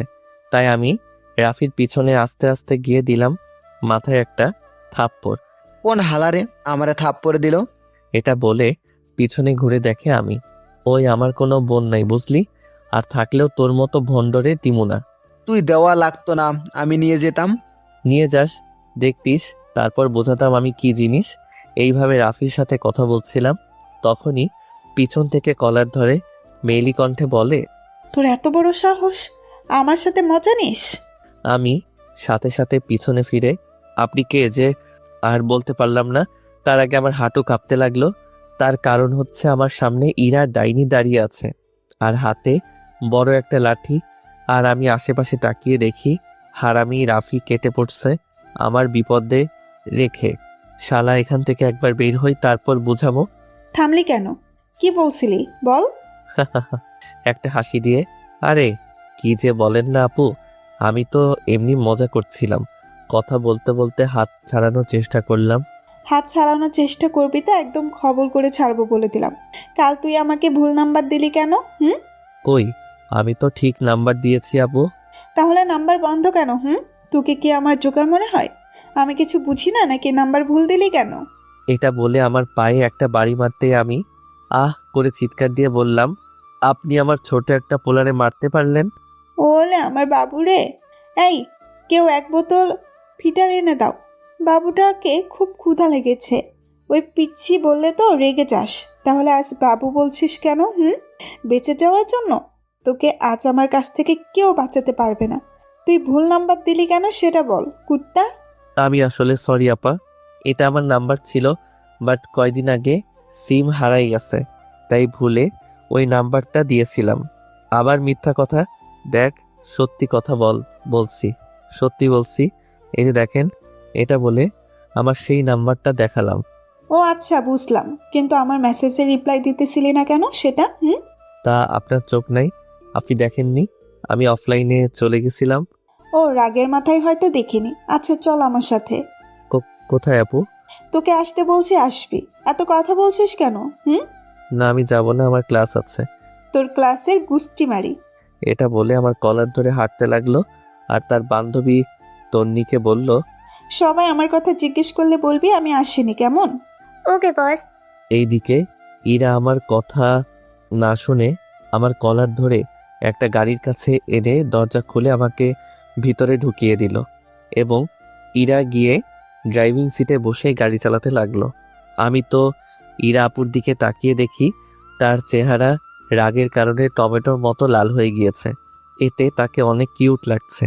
আচ্ছা ইরা আপু আমার সাথে এমন করছে কেন বুঝতেছি না। আমাকে কোথায় নিয়ে যাচ্ছে? নাকি আমাকে কোথাও নিয়ে গিয়ে মেরে টেরে ফেলবে না তো? বলা তো যায় না যে গন্ডি। আমি এইসব ভাবছি তখনই ইরা আপু বলে উঠল, কি রে পিচ্ছি, কি ভাবতেছিস? কিছু না আপু। আচ্ছা, আমাকে কোথায় নিয়ে যাচ্ছেন? বলবো, তার আগে আমাকে আপু বলা বাদ দিতে হবে তোকে। মানে? কানে কি কম শুনিস? তোকে বলছি আমাকে আর আপু বা আপনি করে বলবি না। এটা হতে পারে না। আপনি আবার বড়, তাছাড়া সবাই শুনলে কি ভাববে? আমি আপনাকে নাম ধরে বা তুই করে বলতে পারবো না। এই ইরা চৌধুরী লোকের কথায় কান দেয় না। আমি একবার যেটা বলছি সেটা ফাইনাল। আমার কথা না শুনলে কিন্তু বুঝতেই পারছিস। আচ্ছা ঠিক আছে, আমি আপনার কথা মতো আপনার নাম ধরে ডাকবো এবং তুমি করে বলবো, তবে সেটা আপনারা একা থাকলে। আমার কথা থেকে আপনি রাজি? আমার কথা শুনে ইরা কিছু একটা ভেবে বলল, ওকে ঠিক আছে, আমি রাজি। তারপর কিছুক্ষণ পর একটা পার্কে এসে গাড়িটা থামতেই আমরা দুইজন নেমে গেলাম। এখানে আমরা আসার কারণ কি ইরা? আরে আয় না, আজকে একটু ঘোরাঘুরি করি। এটা বলে আমার হাত ধরে টান দিয়ে ইরা পার্কের ভিতরে নিয়ে গেল। তারপর দুইজন হাঁটতে লাগলাম আর এই দিক ওই দিক ঘুরতে লাগলাম। বিশ্বাস করে এখানে এসে নিজেকে এলিয়েন এলিয়েন মনে হচ্ছে। সবাই চিপাই চাপাই জিএফ বিএফ নিয়ে টাঙ্কি মারছে আর আমি হতচ্ছাড়া কলেজের পর সিনিয়র আপুর সাথে আসলাম ঘুরতে। আমার কি কখনো হবে না এমন সৌভাগ্য? কি ভাবতেছো এত মনোযোগ দিয়ে? আরে তেমন কিছু না, এমনি। এমনিটা কি সেটা বলো, সমস্যা নাই, বন্ধু ভেবে বলতে পারো। তুমি আমার বড় বন্ধু কেমনে হতে পারো? কেন, বড় ছোট কি বন্ধু হতে পারে না? আর আমাকে বন্ধু বানাতে সমস্যা কি? কোনো সমস্যা নাই, তবে কোনো তবে না, আজ থেকে আমরা বন্ধু, বুঝলে? আর এখন বলো কি ভাবছো? না তেমন কিছু না। ভাবতেছি যে এখানে সবাই জোড়া জোড়া, এদের মাঝে নিজেকে এলিয়েন মনে হয়। তো তোমাকে একা থাকতে মানা করছে কে? কপালে না থাকলে কি সাধে থাকি? কপালের দোষ দিয়ে লাভ নাই, খুঁজে দেখবা অনেক কাছের মানুষ পেয়ে যাবে। দেখতে হবে। এইভাবে ইরার সাথে দুপুর পর্যন্ত ঘোরাঘুরি করলাম। ইরার সাথে দুপুরের খাবার খেলাম, বিলটা ইরা দিয়েছে। আমি কেন দিব? ঘুরতে তো সে আমাকে নিয়ে আইছে। তারপর ইরা থেকে বিদায় নিয়ে বাসায় চলে আসলাম। এইভাবে ইরার সাথে মাঝে মধ্যে ঘোরাঘুরি, রাতে ফোনে টুকটাক কথা বলা, চলে গেল 1 মাস। তার মধ্যে আমরা দুইজন ভালো বন্ধু হয়ে গেলাম। আসলে ইরা মেয়েটা রাগী হলেও তার মনটা অনেক ভালো, যা আমি এই কয়দিনে বুঝতে পেরেছি। আমি ইরার সাথে কথা বললেও একটা কাজ কখনো মিস দেইনি, সেটা হচ্ছে আমার জানুকে ভালোবাসি কথাটা বলা। এই 1 মাস আমি তাকে প্রতিদিন তাদের বাড়িতে গিয়ে ফোন করে যেখানে দেখতাম সেখানে ভালোবাসি বলতাম, কিন্তু সবার সামনে বলতাম না। কিন্তু নীলা আমাকে পাত্তা দিত না। আজকে শুক্রবার, জুম্মার নামাজ পড়ে খাবার দাবার করে ভাবলাম নীলাকে নিয়ে ঘুরতে গেলে কেমন হয়। যদিও সে মানবে কিনা জানি না, তারপরেও বলতে কি দোষ, যেই ভাবা সেই কাজ। চলে গেলাম চাচুদের বাসায় গিয়ে চাচা চাচির সাথে কিছু কথা বলে নীলার রুমের সামনে এসে বললাম, আসতে পারি নীলা? আহমদ নাকি? তাহলে আসার দরকার নেই, আমি আসছি। এটা বলে নীলা তার রুমের দরজা খোলে আমার সামনে আসতে আমি নীলাকে দেখে হা হয়ে তাকিয়ে আছি। কি অপরূপ সুন্দর টাইনা লাগছে নীলাকে। খোলা হালকা ভেজা খোলা চুল, মুখে নেই কোনো মেকআপ, পরনে একটা কালো 3 পিস, পুরো যেন আকাশ থেকে নামা একটা পরী। নীলা আমার সামনে এসে খেয়াল করলো আমি তার দিকে হা করে তাকিয়ে আছি, তাই সে রেগে বলল, দেখ কুত্তাটা আমার দিকে কিভাবে তাকিয়ে আছে, যেন কোনোদিন কোনো মেয়ে দেখেনি। মনে মনে বললাম, ওই লুচ্চা, এভাবে তাকিয়ে আছিস কেন? নীলার রাগী কণ্ঠে আমাকে ডাকাতে আমার ধ্যান ভাঙল। তোমাকে দেখি। আমাকে প্রতিদিন দেখিস, তাহলে এইভাবে তাকিয়ে আছিস কেন? আজ না তোমাকে অন্য দিনের চেয়ে বেশি সুন্দর লাগছে, তাই। হয়েছে, আর প্রশংসা করতে হবে না। তুই ভাবিস না আমি তোর প্রশংসায় পড়তে যাব? তোমাকে পড়তে তো একদিন হবে জানো। সেই দিনের অপেক্ষা করতে করতে এমন যেন না হয় যে তুই বুড়ো হয়ে যাবি। তোমার জন্য সারা জীবন অপেক্ষা করতে রাজি, সেখানে বড় হওয়া তো সামান্য ব্যাপার। হয়েছে তোর ডায়লগ বাজি, এখন বল আমাকে কি জন্য ডাকতে আইছিস?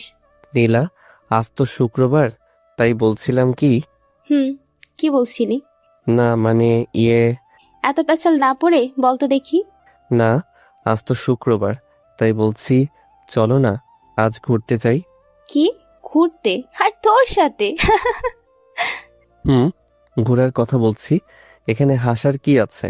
তো হাসবো না তো কি করব? তোর মতো ছেলের সাথে ঘুরতে যাওয়ার চেয়ে একটা কুকুরের সাথে ঘুরতে যাওয়া অনেক বেটার। নীলার কথাটা আমার বুকে এসে লাগলো। নীলা আমাকে একটা কুকুরের সাথে মিলালো। আমি এতটা খারাপ? তুমি এটা কি বলছো? তুমি একটা কুকুরের সাথে আমার তুলনা করলা নীলা? হ্যাঁ করলাম, কারণ একটা কুকুরকে যখন বলা হয় চুপ থাকতে তখন সেও চুপ হয়ে যায়। একটা কুকুর যখন একটা মানুষের পেছনে ঘোরে তখন সে মানুষটা যখন কুকুরকে তাড়িয়ে দেয় তখন কুকুরটাও বুঝতে পারে তাকে অপছন্দ এবং পরে সেই কুকুরটা তার পিছু নেয় না। কিন্তু তুই সেই 2 বছর থেকে আমার পেছনে পড়ে আছিস, এত অপমান এত মায়ের, তাও তোর গায়ে লাগে না। সেই পরের দিন চলে আসিস আমার পেছনে। তুই বল, এখন তোর চাইতে কি কুকুর বেটার না? নীলার কথাগুলো শুনতেছি আর চোখে দিয়ে পানি ফেলতেছি। আমি তার প্রতি উত্তরে কি বলবো বুঝতে পারছি না। শেষমেশ একটা কুকুর চেয়ে নিচু হয়ে গেলাম এই ভালোবাসার জন্য। কুকুর আমার চেয়ে বেটার, কারণ একজন মানুষের পিছনে তখনই ঘুরে যখন কুকুরটি ক্ষুধার্ত বা তার মালিক হয়। একজন মানুষ আরেকজন মানুষের পিছনে অনেক কারণে ঘুরে, তার মধ্যে অন্যতম হলো স্বার্থ আর ভালোবাসার জন্য। একটা কথা কি জানেন, যে স্বার্থের জন্য মানুষের পিছনে ঘুরে সে তার স্বার্থ হাসিল করে ফেলে, কিন্তু যে ভালোবাসার পিছনে ঘুরে হয়তো কেউ পায় আর কেউ আমার মতো কুকুর উপাধি পায়, কারণ তারা যে তার প্রিয় মানুষটার প্রচণ্ড ভালোবাসে, কারণ তারা যে তার ভালোবাসা ছাড়া আর কিচ্ছু চায় না, তাই তারা কুকুর, চরিত্রহীন এইসব উপাধি পায়। এইসবকে ভালোবাসা বলে? এটাকে বলে লুচ্চামি। নাই কোনো লাজ শরম, নাই কোনো বিবেক বুদ্ধি, নাই কোনো আত্মসম্মান। যদি এইসব কিছু থাকতো তাহলে যে এখানে সেখানে হাঁটতে বসতে একজন মানুষকে বিরক্ত করতি না। তুই জানিস আমি তোকে পছন্দ করি না, তোকে সহ্য করি না, তারপর বস্তির ছেলেদের মতো টানা 2 বছর ঘুরছিস। তোর জন্য পুরো জীবনটা টানা টানা হয়ে গেল। আমি এখনো কান্না করছি, সেই দিকে নীলার কোনো খেয়াল নেই। নীলার এক একটা কথা আমার বুকে তীরের মতো করে লাগতেছে। আজ একটা কথা জানতে পারলাম, জানেন, কাউকে যদি মন থেকে ভালোবাসে তাহলে ভালোবাসার কথা বলতে নেই, কারণ ভালোবাসার কথা বলতে গেলে চরিত্রহীন বস্তির ছেলে আরও কত কিছু হয়ে যাবে। আসলে আমি আগে এটা জানতাম না, যদি জানতাম তাহলে আর বলতামই না, মনে মনে ভালোবেসে যেতাম। হয়েছে, আর ঢং করতে হবে না। তোদের মতো ছেলেদের আমার চেনা আছে। আজকে আর ঘুরবো না, ঠিক কালকে এসে দেখবো কুত্তার মতো পেছনে লেগে আছে। কারণ আমরা বেহায়া, নির্লজ্জ, চরিত্রহীন, তাই তো? এক্স্যাক্টলি, তোদের মতো কিছু ছেলেদের জন্য আজ মেয়েরা ঘর থেকে বের হতে ভয় পায়, নিজের চাচার বাসায় যেতে ভয় পায় যদি উল্টাপাল্টা কিছু করে, কারণ সে তো চাচার বাসায় থাকে। নীলার এই কথাটা আমার সবচাইতে বেশি কষ্ট দিয়েছে। হয়তো আমার নাম বলেনি, কিন্তু বলছে আমাকে আমি নাকি তার সাথে উল্টাপাল্টা কিছু করব। এমন করার চিন্তা থাকলে আরও আগে করতাম। আমি তো সাধে বলি নাই তুই বেহায়া নির্লজ্জ, কারণ এতগুলো কথা শুনে কোনো সুস্থ মানুষ এই জায়গায় দাঁড়িয়ে থাকতে পারে না। এগুলো শুনে সুস্থ মানুষ দাঁড়িয়ে থাকতে পারে না, কিন্তু আমি অসুস্থ মানুষ, তাই দাঁড়িয়েছিলাম। আজ থেকে সুস্থ হয়ে গেলাম। এতদিন অসুস্থ ছিলাম, ভালোবাসার জন্য পাগল ছিলাম, তাই আজকে এমন ঔষধ পেলাম, একেবারে সুস্থ হয়ে গেলাম। ভালো থাকবেন। আজ থেকে কেউ আপনাকে বিরক্ত করবে না, যেখানে সেখানে টিচ করবে না, আর আপনি নিশ্চিন্তে আপনার চাচার বাড়ি যেতে পারেন। এটা বলে চোখের পানি মুছতে মুছতে বাড়ির বাহিরে চলে আসলাম। আমাকে এমন দেখাতে চাচি ডেকেছিল, কিন্তু আমি কিছু না বলে বাসা থেকে বের হয়ে গেলাম। চাচি আম্মু আমাকে এমনভাবে বের হতে দেখে নীলার কাছে গিয়ে বলল, ছেলেটা এইভাবে বের হয়ে গেল কেন? তুই কি কিছু বলছিস? সেটা তাকে গিয়ে জিজ্ঞেস করো, আমাকে কেন করছো? তোরাও না কখনো ভালো হবি না। দাঁড়া, কিছু একটা ব্যবস্থা করছি। এটা বলে চাচি আম্মু চলে গেল। এইদিকে তন্নি, আখি আর ইরা, তারা 3জন মিলে একটা জায়গায় বসে আড্ডা দিতেছে। আচ্ছা ইরা, একটা কিছু খেয়াল করছিস তুই? কি? না মানে আমি অনেকবার খেয়াল করেছি এই 1 মাসে যে আহমদ নীলাকে একবার দেখলে কি যেন বলে, আবার কিছুক্ষণ পরে আহমদ মন খারাপ করে চলেও যায়। এটা কেমন জানি অন্যরকম লাগছে না? অন্যরকম কি? আহমদ নীলাকে প্রপোজ করে, কিন্তু নীলা আহমেদকে পাত্তা দেয় না। তার মানে আহমদ নীলাকে ভালোবাসে? হুম। ইরা, শুনলি তো, এখন শুধু শুধু। থাক, তোকে আর বলতে হবে না এইসব। আমি আরও আগে থেকেই জানি, তাই তো তোদের বলছি আমার মনের কথা নীলাকে বলবি না। তাহলে তুই আহমেদের সাথে থেকে মায়া বাড়াচ্ছিস কেন? দেখ আহমদ, নীলাকে ভালোবেসে আর নীলা আহমেদকে পছন্দ তো দূরে থাক, সহ্য করে না। আর আমার মতো তারা দুজন কখনো এক হবে না। আর আমি আস্তে আস্তে আহমেদের মনে জায়গা করে তাকে নিজের করে নিব। আচ্ছা, যদি হঠাৎ করে নীলা আহমেদকে ভালোবাসতে শুরু করে তখন আহমেদ যেটা করবে সেটা হবে। এইভাবে তারা আড্ডা দিতে লাগলো। এইদিকে আমি তাদের বাড়ি থেকে বের হয়ে একটা রিক্সা নিয়ে চলে গেলাম নদীর তীরে। এই নদীর পাড় আমার একটা প্রিয় জায়গা, যেখানে আমি মন খারাপ বা মন বেশি ভালো হলে আসি। সেখানে গিয়ে একা নির্জন একটা সাইডে বসে নদীর দিকে তাকিয়ে আছি। এখনো জোয়ার ভাটা আসেনি, নদীর জল পুরো শান্ত, নীরব, নিস্তব্ধ। ঠিক তেমনভাবে আমার মনটা এখন নীরব, নদীর জলের মতো। মনটা নিস্তব্ধ, হাহাকার করছে একটা মানুষের জন্য। ইচ্ছে করছে চিৎকার দিয়ে কান্না করতে আর বলতে, কেন আমাকে ভালোবাসে অসুবিধা, কেন আমাকে এত অবহেলা করো নীলা। এইসব বসে বসে ভাবতেছি, তখনই পকেটে থাকা ফোনটা বেজে উঠল। আমি ধরলাম না, কারণ আমি এখন একা থাকতে চাই। আবার বেজে উঠল। এইবার মাথা গরম করে ফোনটা নদীতে ফেলে দিলাম। আমি কি করছি আমি নিজে জানি না। ফোন ফেলে দিয়ে বলতে লাগলাম, কি তোকে একবার বললাম না চুপ থাকতে? তাহলে কেন বেজে উঠলি? এখন পানির নিচে বেজা, কেউ কিছু বলবে না, তাও আমাকে একা থাকতে দে। এটা বলে আবার বসে গেলাম। পাথরের মতো সোজা হয়ে এক ধ্যানে নদীর দিকে তাকিয়ে আছি, আর চোখ দিয়ে অনবরত পানি পড়ছে। এইভাবে বিকেল পেরিয়ে সন্ধ্যা, সন্ধ্যা পেরিয়ে রাত হয়ে গেল। এখনো আমি সেই জায়গায় থেকে উঠলাম না, কারণ আমার কাছে কিছু অনুভব হচ্ছে না। রাত নাকি দিন, হঠাৎ কাঁধে কারো হাতের ছোঁয়া পেতেই আমার ধ্যান ভাঙতে আসে। পাশে তাকিয়ে দেখি রাত হয়ে গিয়েছে। কিরে, এমন করছিস কেন? আমি পিছন থেকে কারোর কথার আওয়াজ শুনতে পেয়ে পিছনে ঘুরে দেখি রাফি। তুই এখানে? তার আগে বল, তোর ফোন কোথায়? বন্ধ কেন ফোন? রাফির কথা শুনে আমি তাড়াতাড়ি করে ওটা পকেটে খুঁজতে লাগলাম, কিন্তু পেলাম না। ফোন তো আমার কাছে নেই, দেখতে আশেপাশে পড়ে আছে কিনা। এটা বলে আশেপাশে তাকিয়ে দেখি কোথাও নেই। কি রে ভাই, তোর কি হয়েছে? এমন করছিস কেন বল? আমি এখানে এসে দেখলাম তুই এক ধ্যানে নদীর দিকে তাকিয়ে আছিস। ডাকলাম কিন্তু কোনো সাড়া শব্দ পেলাম না। তারপর তোকে ধাক্কা দিতে এমন আচরণ করতেছিস, আবার ফোন কোথায় হারিয়ে ফেলছিস সেটাও জানিস না। কি হয়েছে বল তো? আমি রাফির কথায় কান্না দিয়ে বলতে লাগলাম, ভাই তোকে সব বলবো, আগে বাড়ি চল, সন্ধ্যা হয়ে গিয়েছে। কি, তোর মাথা খারাপ? রাত 12টা বাজে আর এত রাতকে বলছিস সন্ধ্যা? এটা বলে রাফি আমার কাছে এসে আমার মুখের সামনে মুখ নিয়ে এসে পড়ল। নেশা তো করিসনি, তাহলে আবল তাবল বলছিস কেন? তোর আমি কেন নেশা করব? আচ্ছা, তুই এত রাতে এখানে কি করছিস? কি করব? মানি তোকে খুঁজতে আসলাম। সন্ধ্যারও থেকে আঙ্কেল আন্টি তোকে কল দিচ্ছে, তোর ফোন বন্ধ, মনে করছে আমার সাথে, তাই কিছু করেনি। রাত যখন 10টা বাজে তখন আন্টি আমাকে কল দিয়ে তুই সাথে আসিস কিনা বলল। আমি মিথ্যা বললাম তুই আমার সাথে আসিস।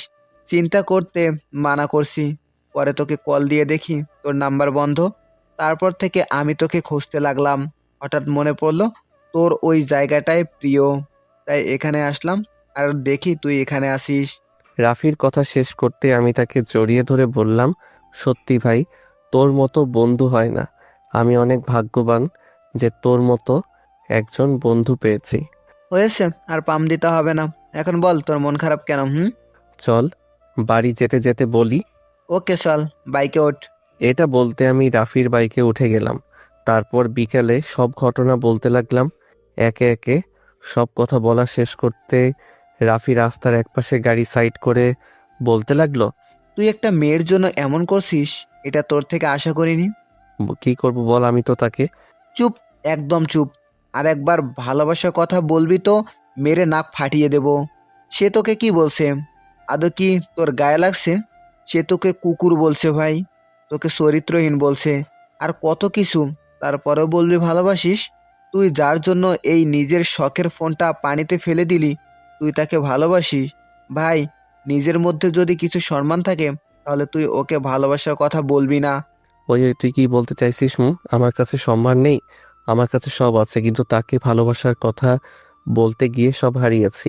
কিন্তু আর না, আমি আর কাউকে ভালোবাসবো না। সে তার মতো থাকুক, আমি এখন থেকে আমার মতো থাকবো। সত্যি বলছিস তো? তুই নাকি কাল থেকে আবার যাবি? এই আহম্মদ একবার যেটা বলে সেটা ফাইনাল। কেউ যদি এসে বলে তোর গলায় ছুরি বসিয়ে দিব যদি নীলাকে প্রপোজ না করিস, আমি কমু দে ভাই, জবাই করে দে, তারপরেও ওই মেয়ের সামনে যাব না এইসব বলতে বা এইসবের মতলবে। দরকার হলে বাংলাদেশের সব মেয়ের পিছনে ঘুরবো, তারপরেও ওই মেয়ের পিছনে না। এই না হলে আমার বন্ধু। চল, খাবার খাবো, সামনে দেখ হোটেল আছে। চল ভাই, প্রচুর ক্ষুধা লাগছে। তারপর দুইজন পেট পুড়ে খাবার খেয়ে বিল মিটিয়ে আবার বাইকে উঠে বাড়ির উদ্দেশ্যে রওনা দিলাম। কিছুক্ষণ পরে বাড়ির সামনে এসে বাইক থেকে নেমে রাফিকে বিদায় জানিয়ে চলে গেলাম বাসার ভিতরে। বাসায় ঢুকতেই আব্বু রাগী গলায় বলতে লাগলো, এই এই এই দাঁড়া, এতক্ষণ কোথায় ছিলি? ভয় না পেয়ে বললাম রাফির সাথে। ফোন বন্ধ কেন?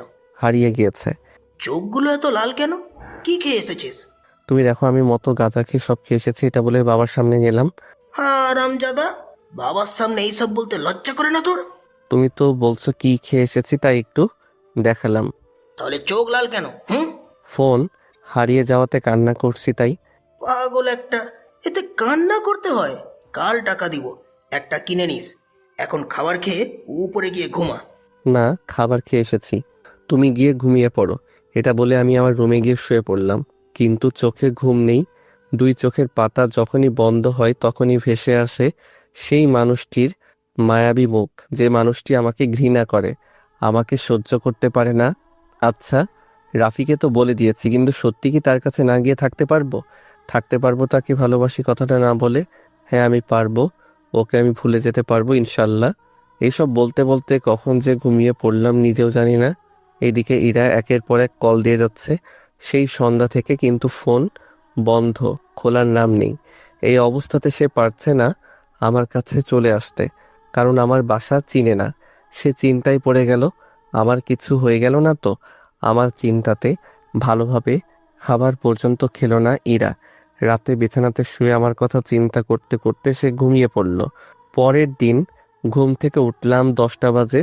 তারপর ওয়াশরুম থেকে ফ্রেশ হয়ে নিচে গিয়ে নাস্তা করে আব্বুর থেকে টাকা নিয়ে তারপর আম্মুর ফোনটা নিয়ে রাফিকে কল দিলাম। দোস্ত কোথায়? বাড়িতে। মার্কেটে যাব, তাড়াতাড়ি বাইক নিয়ে আয়। ওকে দোস্ত, তুই 2 মিনিট খারাপ, আমি আসতেছি। এইটা বলে ফোন কেটে দিল। তারপর আমি বাবা মার থেকে বিদায় নিয়ে বাহিরে এসে দাঁড়িয়ে থাকলাম। কিছুক্ষণ পরে রাফি আসতেই আমি বাইকে উঠে পড়লাম। তারপর চলে গেলাম শপিং মলে। সেখান থেকে চলে গেলাম মোবাইলের শোরুম। তারপর একটা সুন্দর থেকে ভালো মানের ফোন কিনে শোরুম থেকে বের হলাম। দোস্ত, ফোন তো কিনলাম, চল মলটা ঘুরে ঘুরে দেখি আর কই একটা পিক তুললি কেমন? চল মামা, এটাই করি।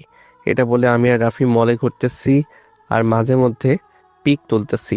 হঠাৎ সামনে একজন মানুষকে দেখে আমি অবাক হয়ে গেলাম। এখানে কি করছে? এইদিকে মেয়েটাকে রাফিও দেখে অবাক, কারণ মেয়েটা আমার দিকে রাগী চোখে তাকিয়ে আছে। আমি মেয়েটাকে দেখে বললাম, ইরা তুমি এখানে?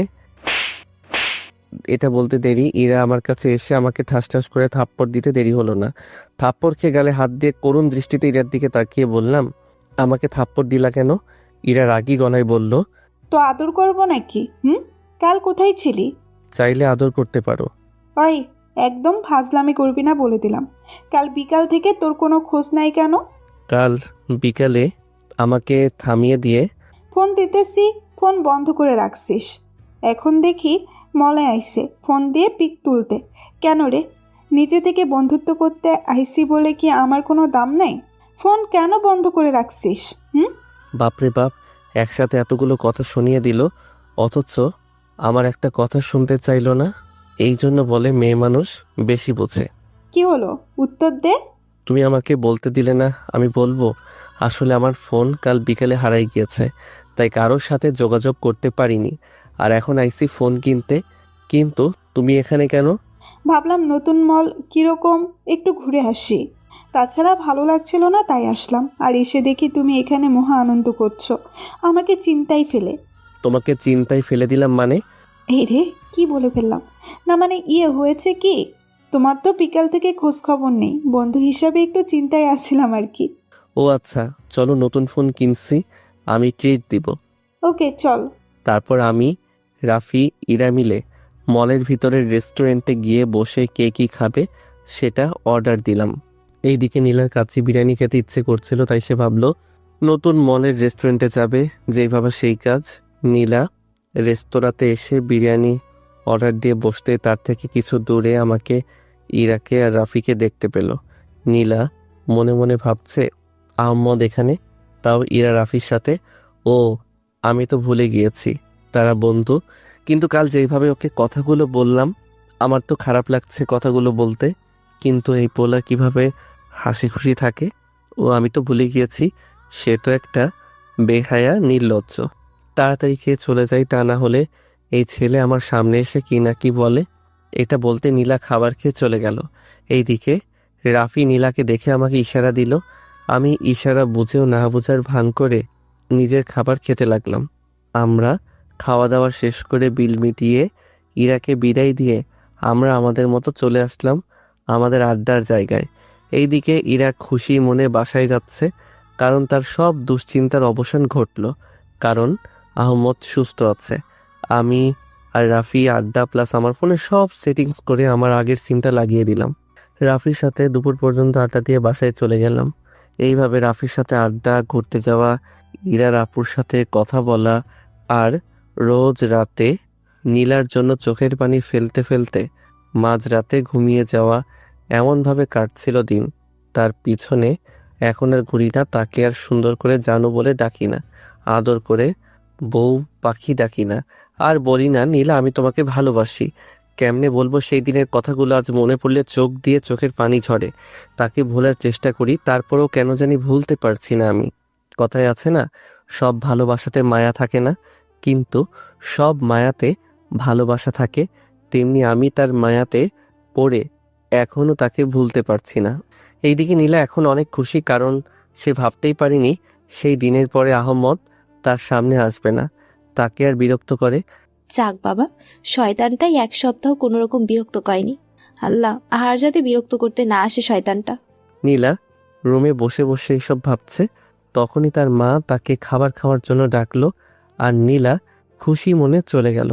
এইদিকে দুপুরে খাবার খাওয়ার সময় আম্মু বলে উঠল, কি রে, তোর কি হয়েছে বল তো আমাকে। আমার আবার কি হবে, আমি তো ঠিক আছি। না, তুই ঠিক নেই। তুই আগের সেই আহমদ নেই, কেমন যেন চুপচাপ হয়ে গেছিস, নিজে থেকে কথা বলিস না, দুষ্টুমি করিস না। আরে আম্মু, এই ব্যাপার, এটার জন্য তুমি এত চিন্তা করছো? এসব কিছু না, এমনি বন্ধ করে দিচ্ছি। সেটা না হয় বুঝতে পারছি, কিন্তু তুই এই এক সপ্তাহ তোর চাচুদের বাড়ি যাসনি কেন? মা, সময় পাই না তাই যাই না, সময় যখন হবে তখন যাবনি। এটা বলে খাবার খেয়ে উঠে চলে আসতে যাব, তখন আম্মু বলল, বিকেলে কোথাও যাবি নাকি? একটা জায়গায় যাব আমরা। কোথায়? বলা যাবে না, সারপ্রাইজ। আর কিছু না বলে চলে আসলাম আমার রুমে এসে বসতে ইরা ফোন দিল। আমি দেরি না করে ফোন রিসিভ করলাম। কি করো আহমদ? রুমে বসে আছি। তুমি? বসে বসে একটা আবুলের কথা ভাবছি। তা আবুলটা কে, যে আমার সিনিয়র আপু মনকে এত অশান্তি করে রাখছে? সেটা তো বলা যাবে না। আচ্ছা, খাবার খাইছো? তুমি? আচ্ছা আহমদ, শোনো না। বলো। চলো না, আজকে ঘুরতে যাই, অনেক দিন হয়েছে ঘুরি না। সরি ইরা, আজ পারবো না, আজ বেড়াতে যাব। ও কোথায়? জানি না, আম্মু বলছে রেডি থাকতে, কোথায় যাবে সেটা বলেনি। ও। এইভাবে ইরার সাথে কিছু কথা বলে ফোনটা রেখে বিছানায় শুয়ে ঘুমিয়ে পড়লাম। এই আহমদ, ওঠ বাবা, দেরি হয়ে যাচ্ছে। আম্মু যাও তো, ঘুমোতে দাও। যাবো মানে বিকেল হয়ে গিয়েছে, এক জায়গায় যাওয়ার কথা বলেছিলাম তোকে। ওঠ, না হয় পানি মারবো। আমি ঘুম ঘুম চোখে বললাম, আমি না গেলে হয় না? না হয় না, ওঠ তাড়াতাড়ি। আর রাফিকেও আসতে বল। এটা বলে আম্মু চলে গেল। আর আমি আস্তে আস্তে ঘুম থেকে উঠে রাফিকে ফোন দিয়ে আসতে বলে ফ্রেশ হতে চলে গেলাম। কিছুক্ষণ পরে ফ্রেশ হয়ে রেডি হয়ে নিচে যেতেই দেখি রাফি এসে নাস্তা করছে। আমি রাফির পাশে বসতে, কি রে মামা, কোথায় যাবি যে এত সুন্দর করে সাজলি আর আমাকে আসতে বললি? ম্যামেটে দেখতে যাবি নাকি? দূর জানি না, আম্মু বলছে তাই তোকে আনছি। আর কোথায় যাব সেটাও জানি না। আমি আর রাফি কথা বলছি, তখন আম্মু বলে উঠল, তুই রেডি হয়ে এসেছিস তাহলে? হুম। চল তাহলে, দেরি হয়ে গেল। তিনজন বাসা থেকে বের হয়েতে আমি আমাদের গাড়ি নিতে যাব, তখন আম্মু বলল, গাড়ি নিতে হবে না, আমি সিএনজি ঠিক করে রাখছি, সামনে দাঁড়িয়ে আছে, চলো। আম্মুর কথা শুনে আমি কিছু বলতে চেয়েও বললাম না। তারপর তিনজন মিলে সিএনজিতে উঠে গেলাম আর সিএনজি চালাতে শুরু করলো। একটু পর সিএনজি থেমে গেল একটা বাড়ির সামনে। আর বাড়িটা কারণ না, চাচ্চুদের। আম্মু আমাদের সাথে কি বড় আম্মু যাবে নাকি? যাবে। তার আগে চল সবাই তোর বড় চাচুর বাসায় যাই। তোমরা যাও, আমি এখানে আছি। যেটা বলছি সেটা কর, চল আমাদের সাথে। আম্মুর রাগী চোখে কথা বলাতে আমি সুন্দর করে গাড়ি থেকে বের হয়ে হাঁটতে লাগলাম রাফির সাথে। কিন্তু বিশ্বাস করেন, এই বাড়িতে আমার পাগুলো যেতে চাইছে না, তারপরেও জোর করে নিয়ে যাচ্ছি। তারপর তিনজন মিলে বাসায় ঢুকতেই আমি অবাক হয়ে গেলাম, কারণ এখানে বাবা, চাচ্চু, এমনকি হুজুরের মতো দেখতে একটা লোক বসে আছে। তখন চাচি এসে বলল, এই তো জামাই বাবাজি এসে পড়েছে, আই বস এখানে। এটা বলে চাচি আম্মু উপরে চলে গেল। চাচির কথা শুনে কিছু মাথায় ঢুকছে না, তাই রাফির দিকে তাকাতেও দেখি হালা কিছু বুঝতেছে না। আমি দাঁড়িয়ে দাঁড়িয়ে এইসব ভাবতেছি, তখন আম্মু বলে উঠল, কি হলো আহমদ, তোকে তোর বড় আম্মু কি বলছে শুনতে পারছিস? আম্মু, চাচি আম্মু তো জামাই বাবাজি বলছে, কিন্তু আমি তো জামাই না। তুই জামাই, এখন বস সোফাতে। এটা বলে আম্মু আমাকে ধরে সোফাতে বসিয়ে দিল। আর আম্মুর কথা শুনে আমি তো আকাশ থেকে পড়লাম। সাথে রাফি হালা আমার দিকে চোখ বড় বড় করে তাকিয়ে ইশারা দিয়ে বলছে, খালা, আজ তোর কোরবানি হবে নিশ্চিত। এদিকে আমি ভাবতে লাগলাম, জামাই তো আমি, কিন্তু বউকে, তার মানে নীলা না, এটা হতে পারে না। তখন আম্মুর কানের কাছে গিয়ে বললাম, আম্মু, আমাকে বিয়ে করবে কে? যাকে তুমি সারা দিন বউ বউ বলে খেপাও সে। আম্মুর কথা শুনে অবাক, তার মানে নীলা হচ্ছে আমার বউ, কিন্তু সে তো আমাকে সহ্য করতে পারে না। তাহলে আম্মু, নীলা আপু কি রাজি এই বিয়েতে? থাপ্পড় দিয়ে গাল লাল করে দিব। নিজের হবু বউকে কেউ আপু বলে? তাছাড়া তোদের বিয়ে আমরা ছোট থেকেই ঠিক করে রাখছি। আম্মুর মুখে এমন কথা শুনে খুশি হব নাকি বেজার হব বুঝতে পারছি না। আম্মু আমাকে ভুলিয়ে ভালিয়ে একেবারে মেরে ফেলার জন্য আনছে। কি বিয়ে আগে থেকে ঠিক আর আমি জানি না? কিন্তু আম্মু, নীলা কি রাজি? রাজি না হলে কি বিয়ে হয় পাগল? আম্মু, ও আম্মু। কি হয়েছে, এত মধুর সুরে ডাকতেছো কেন? আমি এই বিয়ে করব না, তুমি কিছু একটা করো আম্মু। জুতার বাড়ি দিয়ে গাল লাল করে দিব। আগে বউ শাশুড়ি বলে বলে কান ঝাঁঝরা করে দিতি, এখন কেন বলছিস বিয়ে করবি না? আমি তো ওইসব দুষ্টামি করতাম। এখন সিরিয়াসলি করবিন? আম্মুর কথা শুনে এইবার রাফিকে বললাম, রাফি দোস্ত, বিয়েটা ভাঙার ব্যবস্থা কর, যে করেই হোক। হালা, আন্টির কাছে কি আমাকে জুতার বাড়ি খাওয়াতে চাস নাকি? আমি এইসব পারবো না, তাছাড়া তোর জন্যই ভালো। রাফি, এমনটা বলিস না দোস্ত, বন্ধুর জন্য এমনটা করতে সমস্যা হবে না। আর তুই ভালো করে জানিস আমি কি জন্য করতে চাইছি না। আগে জানলে কিছু করতে পারতাম, বাট এখন সম্ভব না দোস্ত। শেষ ভরসা রাফি ছিল, সেও না করে দিল, তাই মন খারাপ করে মাথা নিচু করে বসে থাকলাম। একটু পর চাচ্চু বলে উঠল, আরে নীলার মা, নীলা কোথায়? তোমাকে না বলছি নীলাকে সাথে নিয়ে আসতে? কাজী অনেকক্ষণ হলো বসে আছে, যাও নিয়ে আসো। তখন চাচি আম্মু বলে উঠল, বিয়ের চগে নাকি নীলা আহমেদের সাথে কথা বলবে, তাই আহমেদকে যেতে বলেছে। চাচি আম্মুর কথা শুনে আমি এক লাফে সোফা থেকে উঠে পড়লাম। আর চাচ্চু বলল, কেন, কথা বলার দরকার নাই, কথা বলার অনেক সময় আছে, তুমি নীলাকে নিয়ে আসো। তখন আম্মু বলল, ভাইজান ঠিক বলছে, এই হারামজাদা বস এখানে। তখন আব্বু বলে উঠল, আহা, এমন করছিস কেন? তারা কথা বলতে চায়, বলে। যা আহমেদ, কথা বলে আয়, যা যা। আব্বুর কথা শুনে আমি থ্যাংক ইউ আব্বু এটা বলে একটা দৌড় দিলাম নীলার কাছে। তারপর নীলার রুমের সামনে এসে বললাম, আসতে পারি? আসো। তারপর আমি খুশি মনে নীলার রুমে ঢুকে নীলার সামনে দাঁড়াতেই নীলা কিছুক্ষণ আমার দিকে এক ধ্যানে তাকিয়ে থাকলো। নীলার এমনভাবে তাকিয়ে থাকাতে নিজের ভিতর কেমন জানি লজ্জা লজ্জা ভাব লাগছে। আপনাদের কেমন লাগবে যদি কোনো মেয়ে আপনাদের দিকে এক ধ্যানে তাকিয়ে থাকে? যাই হোক, লজ্জা কাটিয়ে বললাম, এভাবে তাকিয়ে আছেন কেন? কি বলবেন বলেন।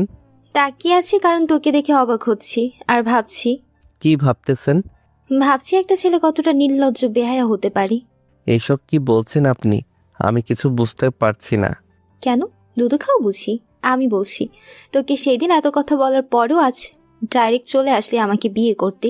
কেন রে, দেশে কি আর কোনো মেয়ে চোখে পড়ে না, শুধু আমাকেই পড়ে? আপনি থাক, আর কিছু বলতে হবে না তোকে।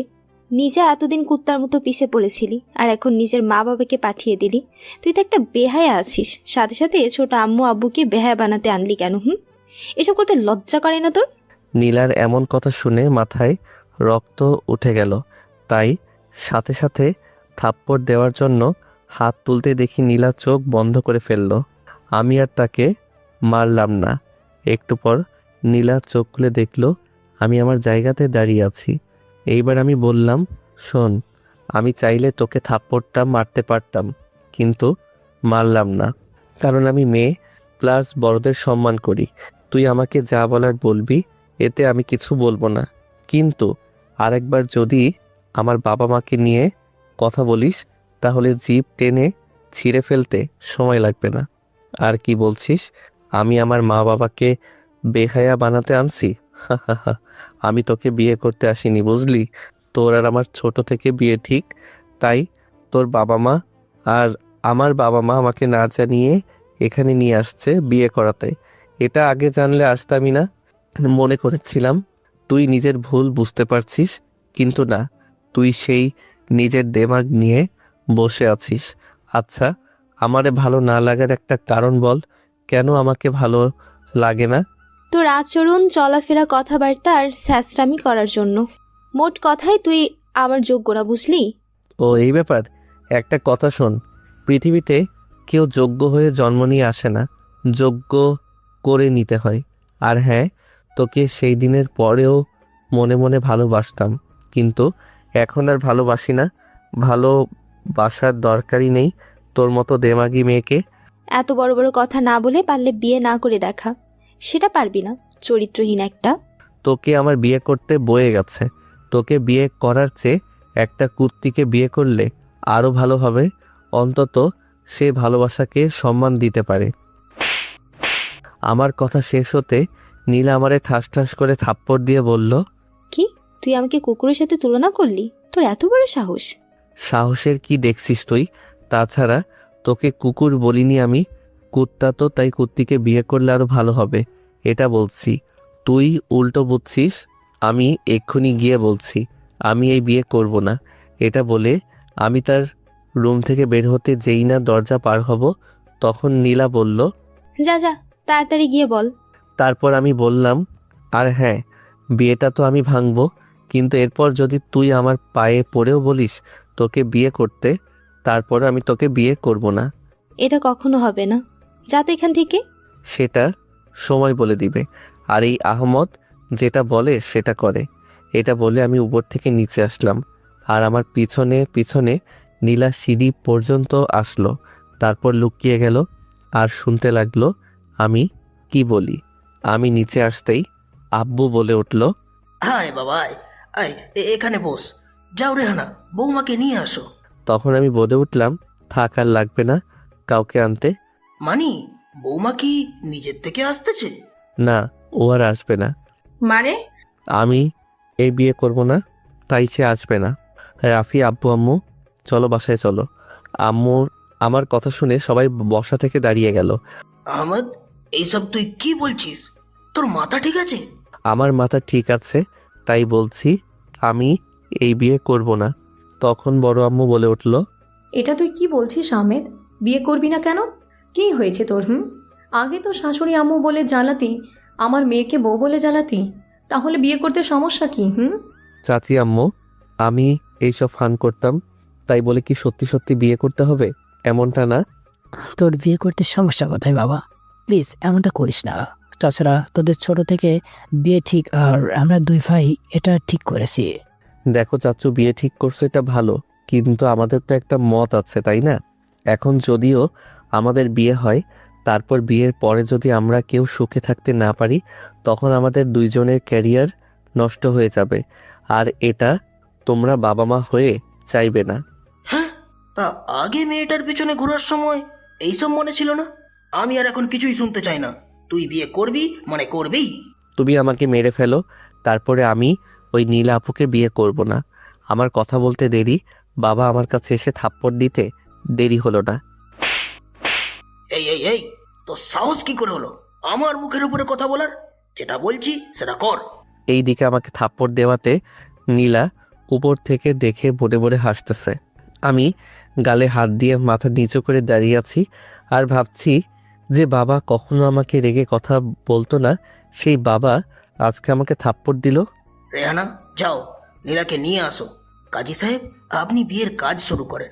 আর তুই সুন্দর মতো গিয়ে সোফাতে বস। তোকে আদর করতে করতে মাথায় তুলে ফেলেছি, আর করব না। এই, দাঁড়িয়ে আছিস কেন? যা বস গিয়ে। আব্বুর কথা শুনে আমি মাথা তুলে বললাম, একবার বলছি আমি বিয়ে করব না মানে করব না, মরে গেলেও করব না। এটা বলে আমি বাড়ির বাহিরে চলে আসলাম, আর আমার পিছনে পিছনে রাফিও চলে আসলো। বাসা থেকে বের হওয়ার পর আম্মু বলল, আমি তখনই বলছি আগে বিয়ে তারপর কথা। না, তোমরা শুনুনি। এখন দেখো, বিয়ে না করে চলে গেল। কি যে করি এই ছেলেকে নিয়ে। এটা হবে যে আমি জানতাম নাকি? সে তো দেখতাম সারাদিন নীলার পিছনে ঘুরতো, কিন্তু কি হলো জানি না। ভাইয়া, আমি তোর কাছে কিভাবে ক্ষমা চাইবো বুঝতে পারছি না। আমাকে ক্ষমা করে দে। আসলে আহমদ এমনটা করবে এটা আমি জানতাম না।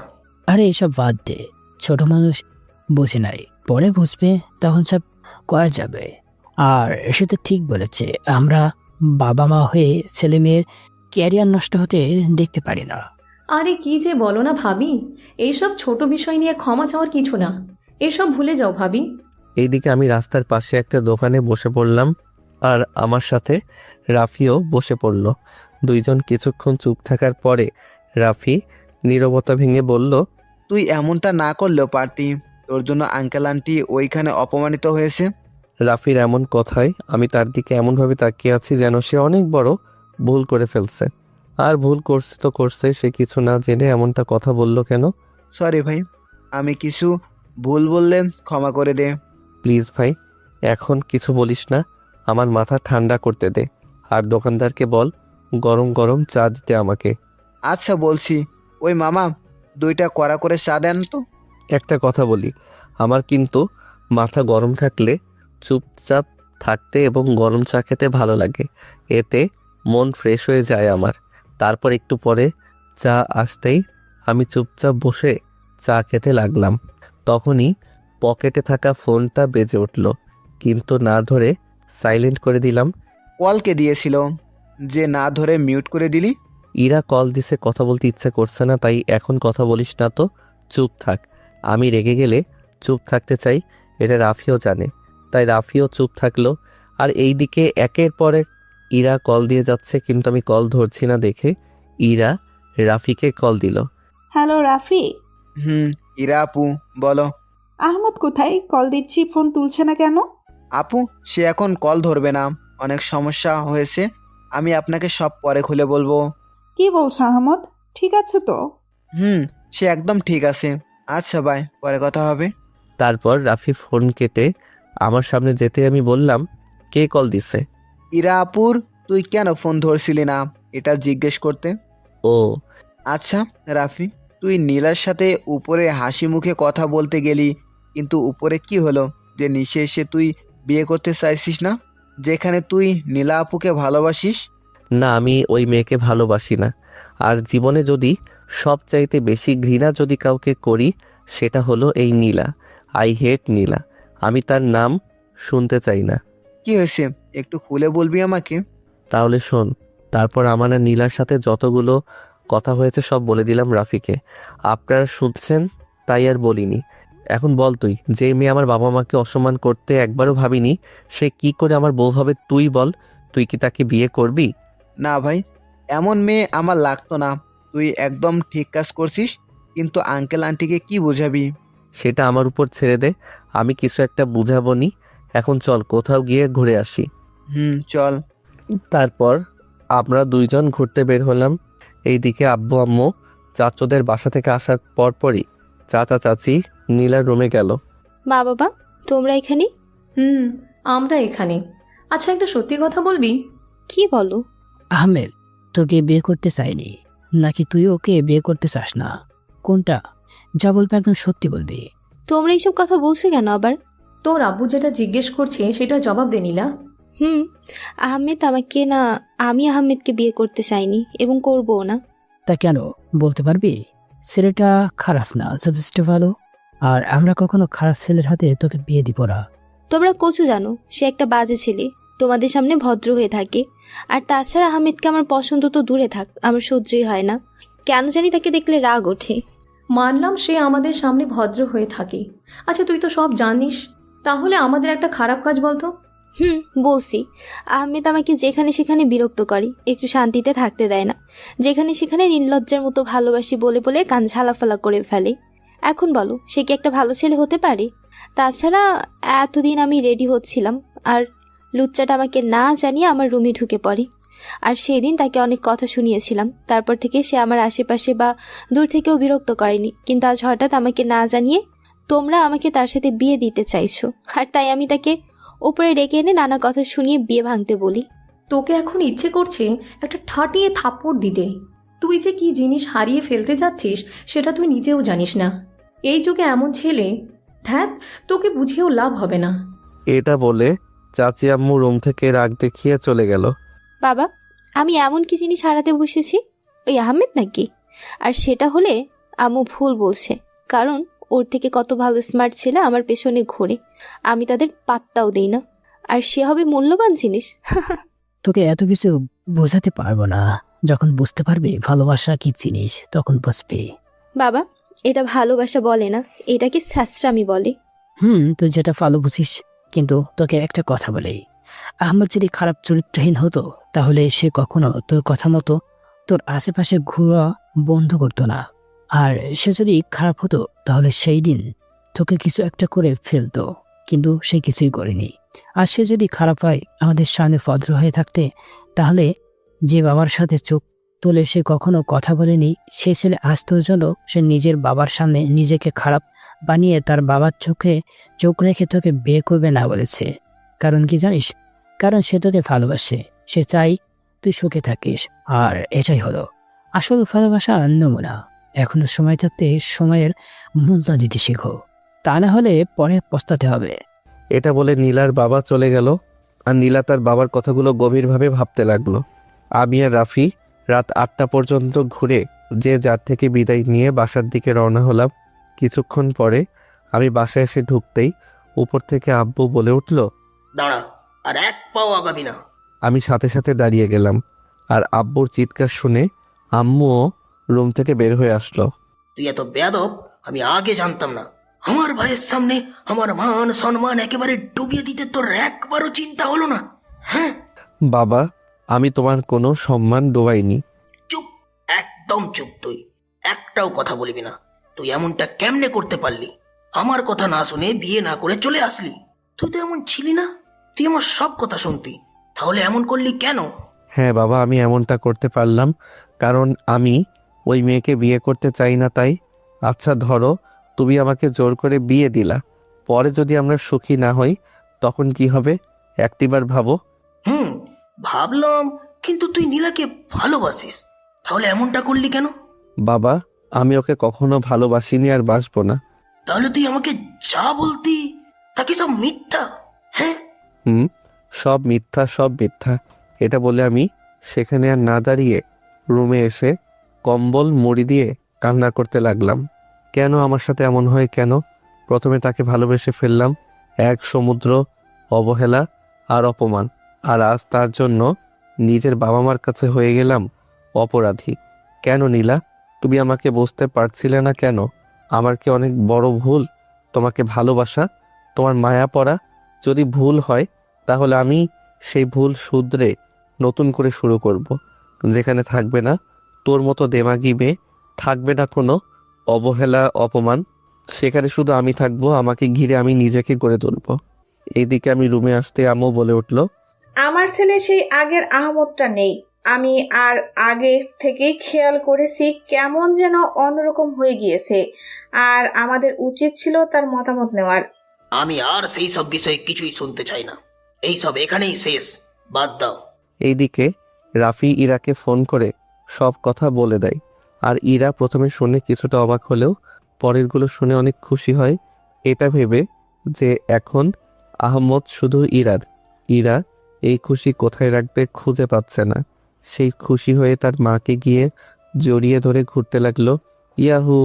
কি হয়েছে আমার মামুনি, এত খুশি কেন? আজ আমি অনেক খুশি। মা আমার থেকে কেউ বেশি খুশি না। এটা বলে ইরা তার মাকে ছেড়ে সে দৌড়ে তার রুমে চলে গেল। আর নাসিমা বেগম তার মেয়ের এমন ছেলে মানুষই দেখে হাসতে লাগলো।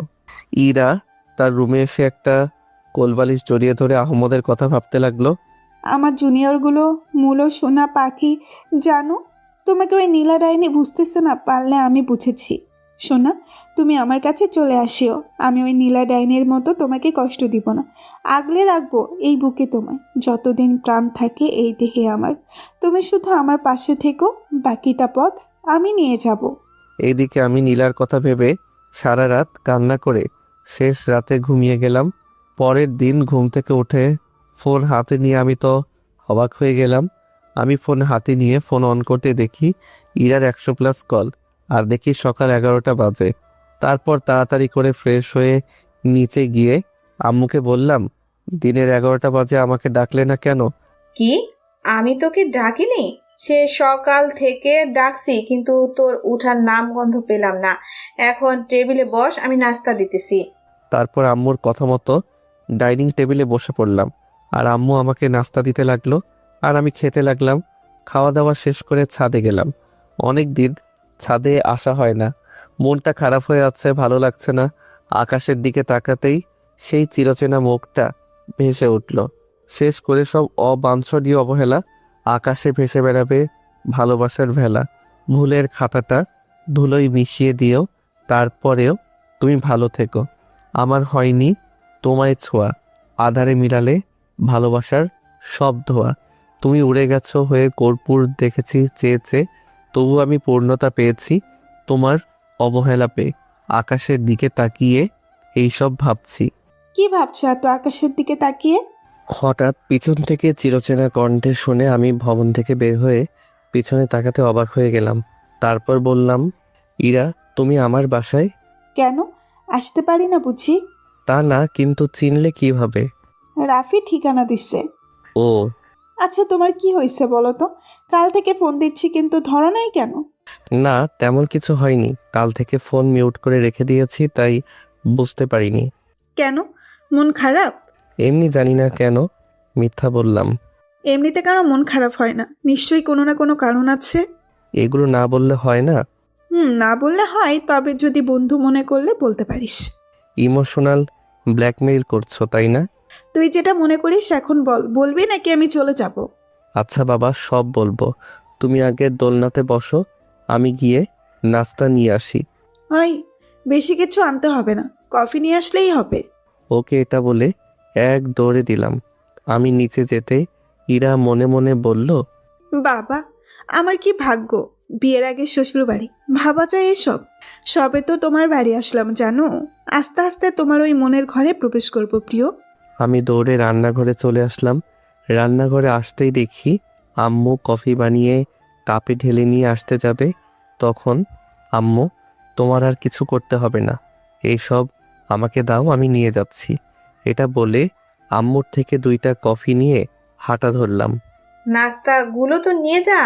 সে নাস্তা করবে না, তুমি তার চেয়ে বরং রান্না করোগা দুপুরের জন্য। এটা বলে চলে আসলাম ছাদে। তারপর ইরার সামনে গিয়ে তাকে কফির মগটা দিয়ে বললাম, এই নাও তোমার কফি। ধন্যবাদ। ওয়েলকাম। এইবার বলো। আচ্ছা তাহলে শোনো। তারপর কালকের সব বিষয় ইরাকে বললাম। এবার বুঝতে পারছো কেন মন খারাপ? আহমদ, মন খারাপ করে লাভ নেই, আল্লাহ হয়তো চায়নি ও তোমার হোক। আর ওই নীলার কথা মনে আনা লাগবে না। তুমি ওই মেয়ের চেয়ে 1000 গুণের মেয়ে পাবা। আগে কি হয়েছে না হয়েছে সব ভুলে নতুন করে শুরু করো। সেটাই করব। আর কাউকে লাগবে না আমার জীবনে। আমি আমার মতো থাকতে চাই, যেখানে শুধু আমি থাকবো আর আমার ভবিষ্যৎ। তোমার কাউকে না লাগলে আমার তোমাকে লাগবে, জুনিয়র পিচ্ছি জানো। এইভাবে আমি আর ইরা নানা কথার মজা করে ছাদে আড্ডা দিতে লাগলাম। হঠাৎ ইরা বলে উঠল, আমার দেরি হয়ে গিয়েছে, আমাকে এখন বাসায় যেতে হবে। এখন তাহলে আমি আসি, কেমন? চলে যাবে মানে? আজ দুপুরে আমাদের এখানে খেয়ে যেতে হবে। না না, এটা হয় না, আজ থাক, অন্য দিন। কোনো কথা চলবে না। আজ দুপুরে খেয়ে যাবি মানে খেয়ে যাবে। দোস্ত, আমি আজকে খেয়ে যেতাম, আসলে বাড়িতে একটা কাজ আছে। আমাকে 30 মিনিটের কথা বলে এখন 1 ঘন্টা হয়ে গিয়েছে। একটু বুঝবার চেষ্টা কর, অন্য দিন আসলে না হয় খাবো। আচ্ছা ঠিক আছে, চল তোকে বাবা মার সাথে পরিচয় করিয়ে দেই। এটা বলে আমি আর ইরা নিচে যেতে লাগলাম। আমি আর ইরা সিঁড়ি দিয়ে নামার সময় হঠাৎ পা পিছলে পড়ে যেতে লাগলো। আর আমি সাথে সাথে ইরাকে ধরে ফেলতেই ইরার চোখের দিকে আবার চোখ গেল। সে আমার দিকে বায়া ভরা চাহরিতে তাকিয়ে আছে, আর আমি তার দিকে। কি এক রোমান্টিক অবস্থা! আমি এই প্রথম ইরার চোখের দিকে নিজেকে হারিয়ে ফেলতেছি। ইচ্ছে করছে এইভাবে যেন সারা জীবন তাকিয়ে থাকি। মেয়েটার চোখে যে এত মায়া, সেটা আগে কখনো খেয়াল করিনি। ইরা ভীতু বাঁকা চোখগুলো দেখে আমার কেমন জানি তার দিকে আরো কিছুক্ষণ তাকিয়ে থাকতে ইচ্ছে করছে। আমার এমন মনে হচ্ছে আমাকে যেন তার চোখ দুটো জাদু করছে আর বলছে শুধু চোখের দিকে তাকিয়ে থাকতে।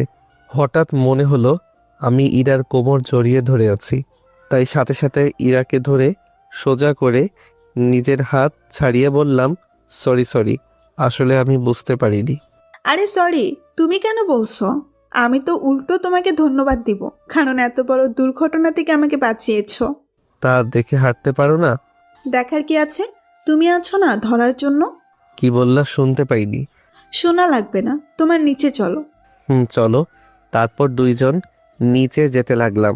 আর এইদিকে ইরা মনে মনে বলতেছে, ধুর, একটা আনরোমান্টিক ছেলে, কই একটু ধরে রাখবে তা না, সাথে সাথে তুলে বলে সরি। দেখছি সবকিছু আমাকে শিখাতে হবে। ইরা এইসব ভাবছে আর হাঁটতেছে। এইদিকে তন্নি, আখি আর নীলা ক্যাম্পাসে বসে আড্ডা দিতেছে। হঠাৎ নীলা বলল, তনি আজকে ইরাকে দেখছি না কলেজে, কেন আসলো না? তুই কি কিছু জানিস?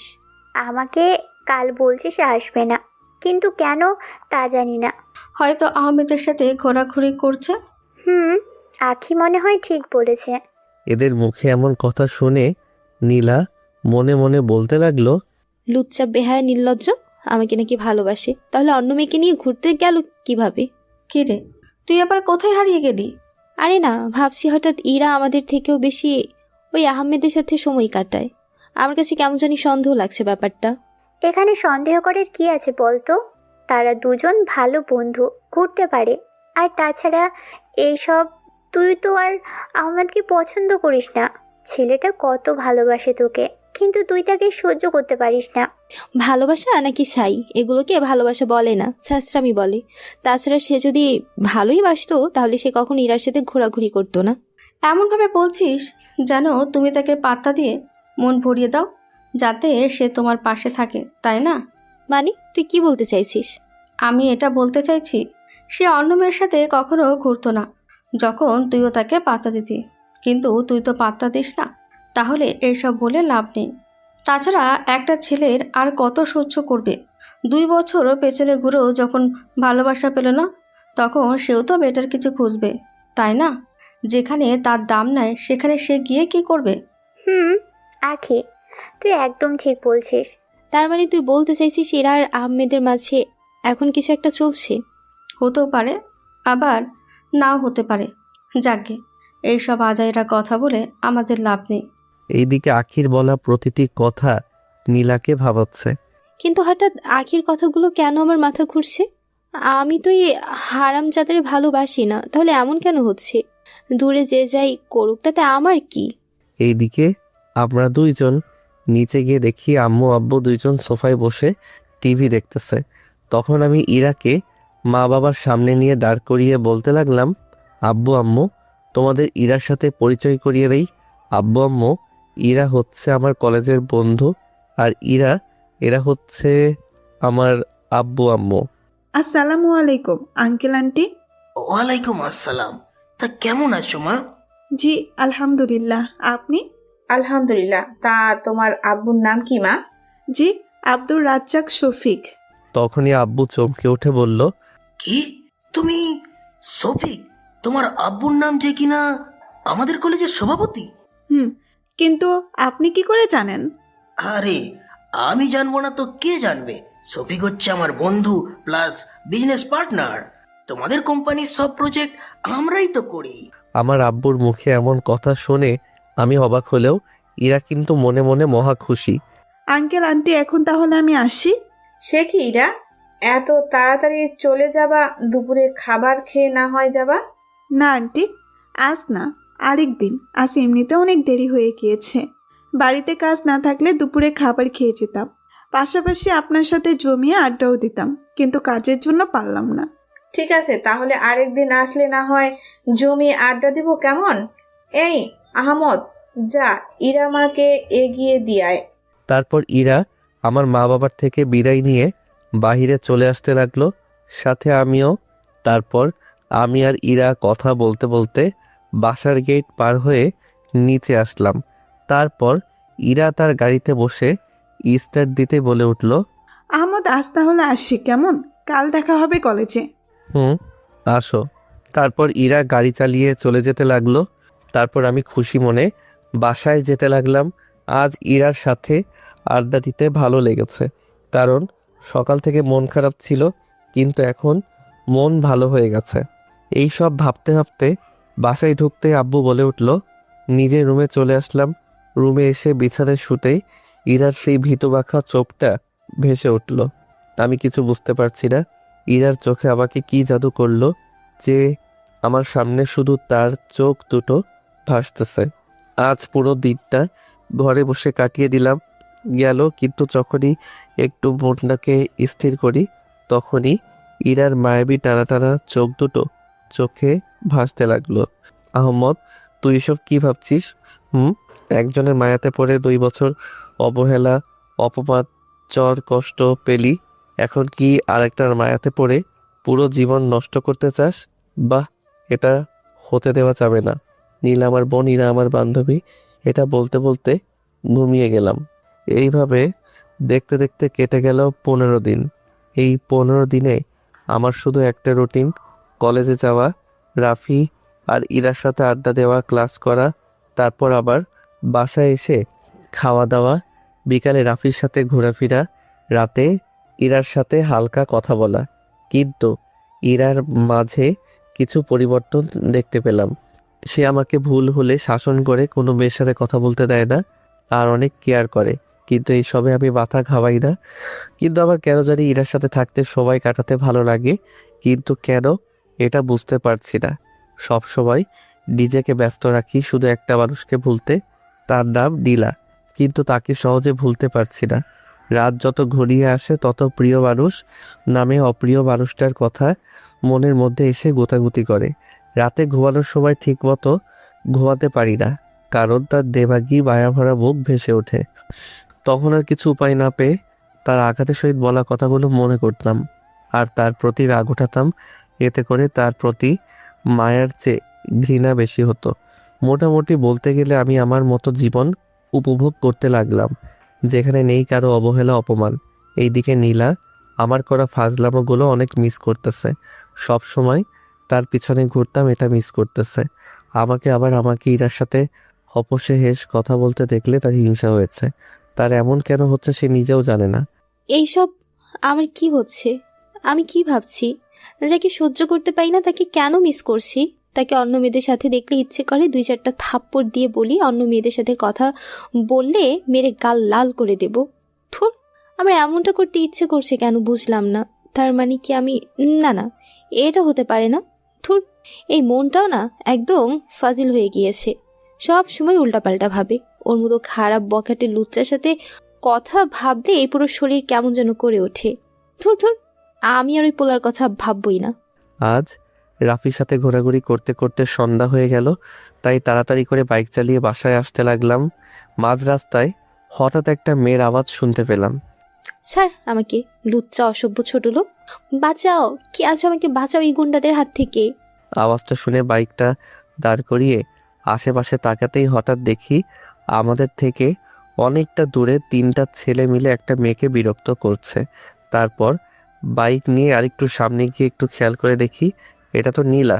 রাফি, দেখ ছেলেগুলো কিভাবে নীলাকে বিরক্ত করছে, চল তো মামা সেখানে। মামা, তুই এই মেয়েকে বাঁচাতে যাবি? তো কি হয়েছে, চল বেটা। ভাই, তুই আসলে মানুষ? যেই মেয়ে তোকে দেখতে পারে না, যেখানে সেখানে অপমান করে, নানা কথা বলে, কুকুরের সাথে তুলনা করে, তুই সেই মেয়েকে বাঁচাতে যাবি? আমি মানুষ বলে বাঁচানোর কথা বলছি, সে আমার সাথে কি জড়ছে না করছে সেটা আমার দেখার বিষয় না। আমার দেখার বিষয় সে একটা মেয়ে, আর আমার সামনে একটা মেয়ে অসম্মান হবে, এটা আমি কিছুতেই মেনে নিতে পারবো না। তার থেকেও বড় কথা, সে আমার চাচার মেয়ে, মানে আমার চাচাতো বোন। একদিক থেকে বোন হয়, আর আর ভাই হয়ে কিভাবে বোনের অসম্মান হতে দেই বল? চল মামা, আজ ওই হালারগো একদিন, আমাগোর যতদিন লাগে। তারপর বাইকটা রাস্তার পাশে সাইড করে আশপাশ থেকে খুঁজে 2টা লাঠি নিয়ে 2জন হেঁটে তাদের সামনে যেতে লাগলাম। তারপর ছেলেগুলোর কাছে গিয়ে চিৎকার দিয়ে বললাম, কি হচ্ছে কি এখানে? এটা বলতেই ছেলেগুলো আমাদের কথা আর হাতে লাঠি দেখে দৌড়ে পালিয়ে গেল, আর আমি তাদের পিছনে দৌড়াতে লাগলাম ধরার জন্য। নীলা তো কিছু বুঝতে পারছে না কি থেকে কি হয়ে গেল। নীলা আপু, আপনি সন্ধ্যাবেলায় রাস্তায় কেন? আর বলো না, বান্ধবীদের সাথে আড্ডা দিয়ে একটু শপিং মলে গিয়েছি কিছু জামা কিনতে, কিন্তু শপিং করতে করতে দেরি হয়ে গিয়েছে। আর এখান থেকে বাড়ি বেশি দূরে না, 20 মিনিট হাঁটলেই আমাদের বাড়ি, তাই ভাবলাম হেঁটে চলে যাই। আর হাঁটতে হাঁটতে এই বখাটের কবলে পড়লাম। ভাগ্যিস আমরা ছিলাম, নয়তো অনেক বড় কিছু হয়ে যেত। এইদিকে আমি ছেলেগুলোকে ধরতে না পেরে রাস্তার পাশে দাঁড়িয়ে ভাবতে লাগলাম, সেখানে তো নীলা আপু আছে, আমাকে দেখলো কিনা কি বলে, তার চেয়ে আমি হেঁটে বাসায় চলে যাই আর রাফিকে কল করে নীলাকে পৌঁছে দিতে বলি। তারপর যেইভাবে সেই কাজ, আমি দিলাম রাফিকে কল। এইদিকে রাফি নীলার সাথে কথা বলছিল, হঠাৎ ফোনটা বাজতেই পকেট থেকে ফোন বের করে কানে নিয়ে বলল, হ্যাঁ বল, কি হয়েছে? আমি ছেলেগুলোকে না পেয়ে বাড়ির দিকে চলে আসলাম। তুই একটু নীলা আপুকে পৌঁছে দে দোস্ত। এটা বলে ফোন কেটে আমি হাঁটতে লাগলাম বাড়ির উদ্দেশ্যে। ফোন কেটে যাওয়াতে রাফি ফোন পকেটে রাখাতে নীলা বলে উঠল, কে কল দিল? আহমদ কল দিছে, সে বলছে আপনাকে পৌঁছে দিতে না। কে জানে, ছেলেগুলো আবার চলে আসতে পারে। আহমেদ কোথায়? সে যাবে না? সে ছেলেগুলোকে ধরতে না পেরে বাসায় চলে যাচ্ছে। আচ্ছা আপু, চলেন আমি আপনাকে দিয়ে আসি। নীলা বুঝতে পারছে আমি কেন চলে আসলাম, সে মন খারাপ করে বলল, ওকে চল। তারপর রাফি নীলাকে বাড়ি পৌঁছে দিয়ে রাফি তার বাসায় চলে গেল। এইদিকে নীলা বাসায় এসে রুমে ঢুকে শুয়ে শুয়ে ভাবতে লাগলো, আজ যদি রাফি আর আহমেদ না থাকতো তাহলে আমার কি হতো? আর যাকে এত অপমান করলাম, আজ সে আমাকে এই বখাটেদের হাত থেকে বাঁচালো। সে যদি খারাপ হতো তাহলে আজ আমাকে ওই বখাটেদের হাত থেকে বাঁচাতো না। সে যদি লুচ্চা হতো তাহলে হয়তো ওই বখাটেদের সাথে মিলে আমাকে বিরক্ত করতো, কিন্তু সে উল্টো আমাকে ওদের থেকে বাঁচালো। আমি কাল আহমেদকে গিয়ে ধন্যবাদ এবং আগে যে ব্যবহার করেছি তার জন্য ক্ষমা চাইবো। এইদিকে আমি বাসায় এসে কিছুক্ষণ পড়াশোনা করে খাওয়া দাওয়া শেষ করে ঘুমিয়ে গেলাম। সকালে ফোনে রিংটনে আওয়াজে ঘুম ভেঙে গেল, তাই বিরক্ত হয়ে ফোন না দেখে রিসিভ করে বললাম, ওই কে রে? এত সকাল সকাল সাদের ঘুমটার 12টা বাজালো। তোর বউ।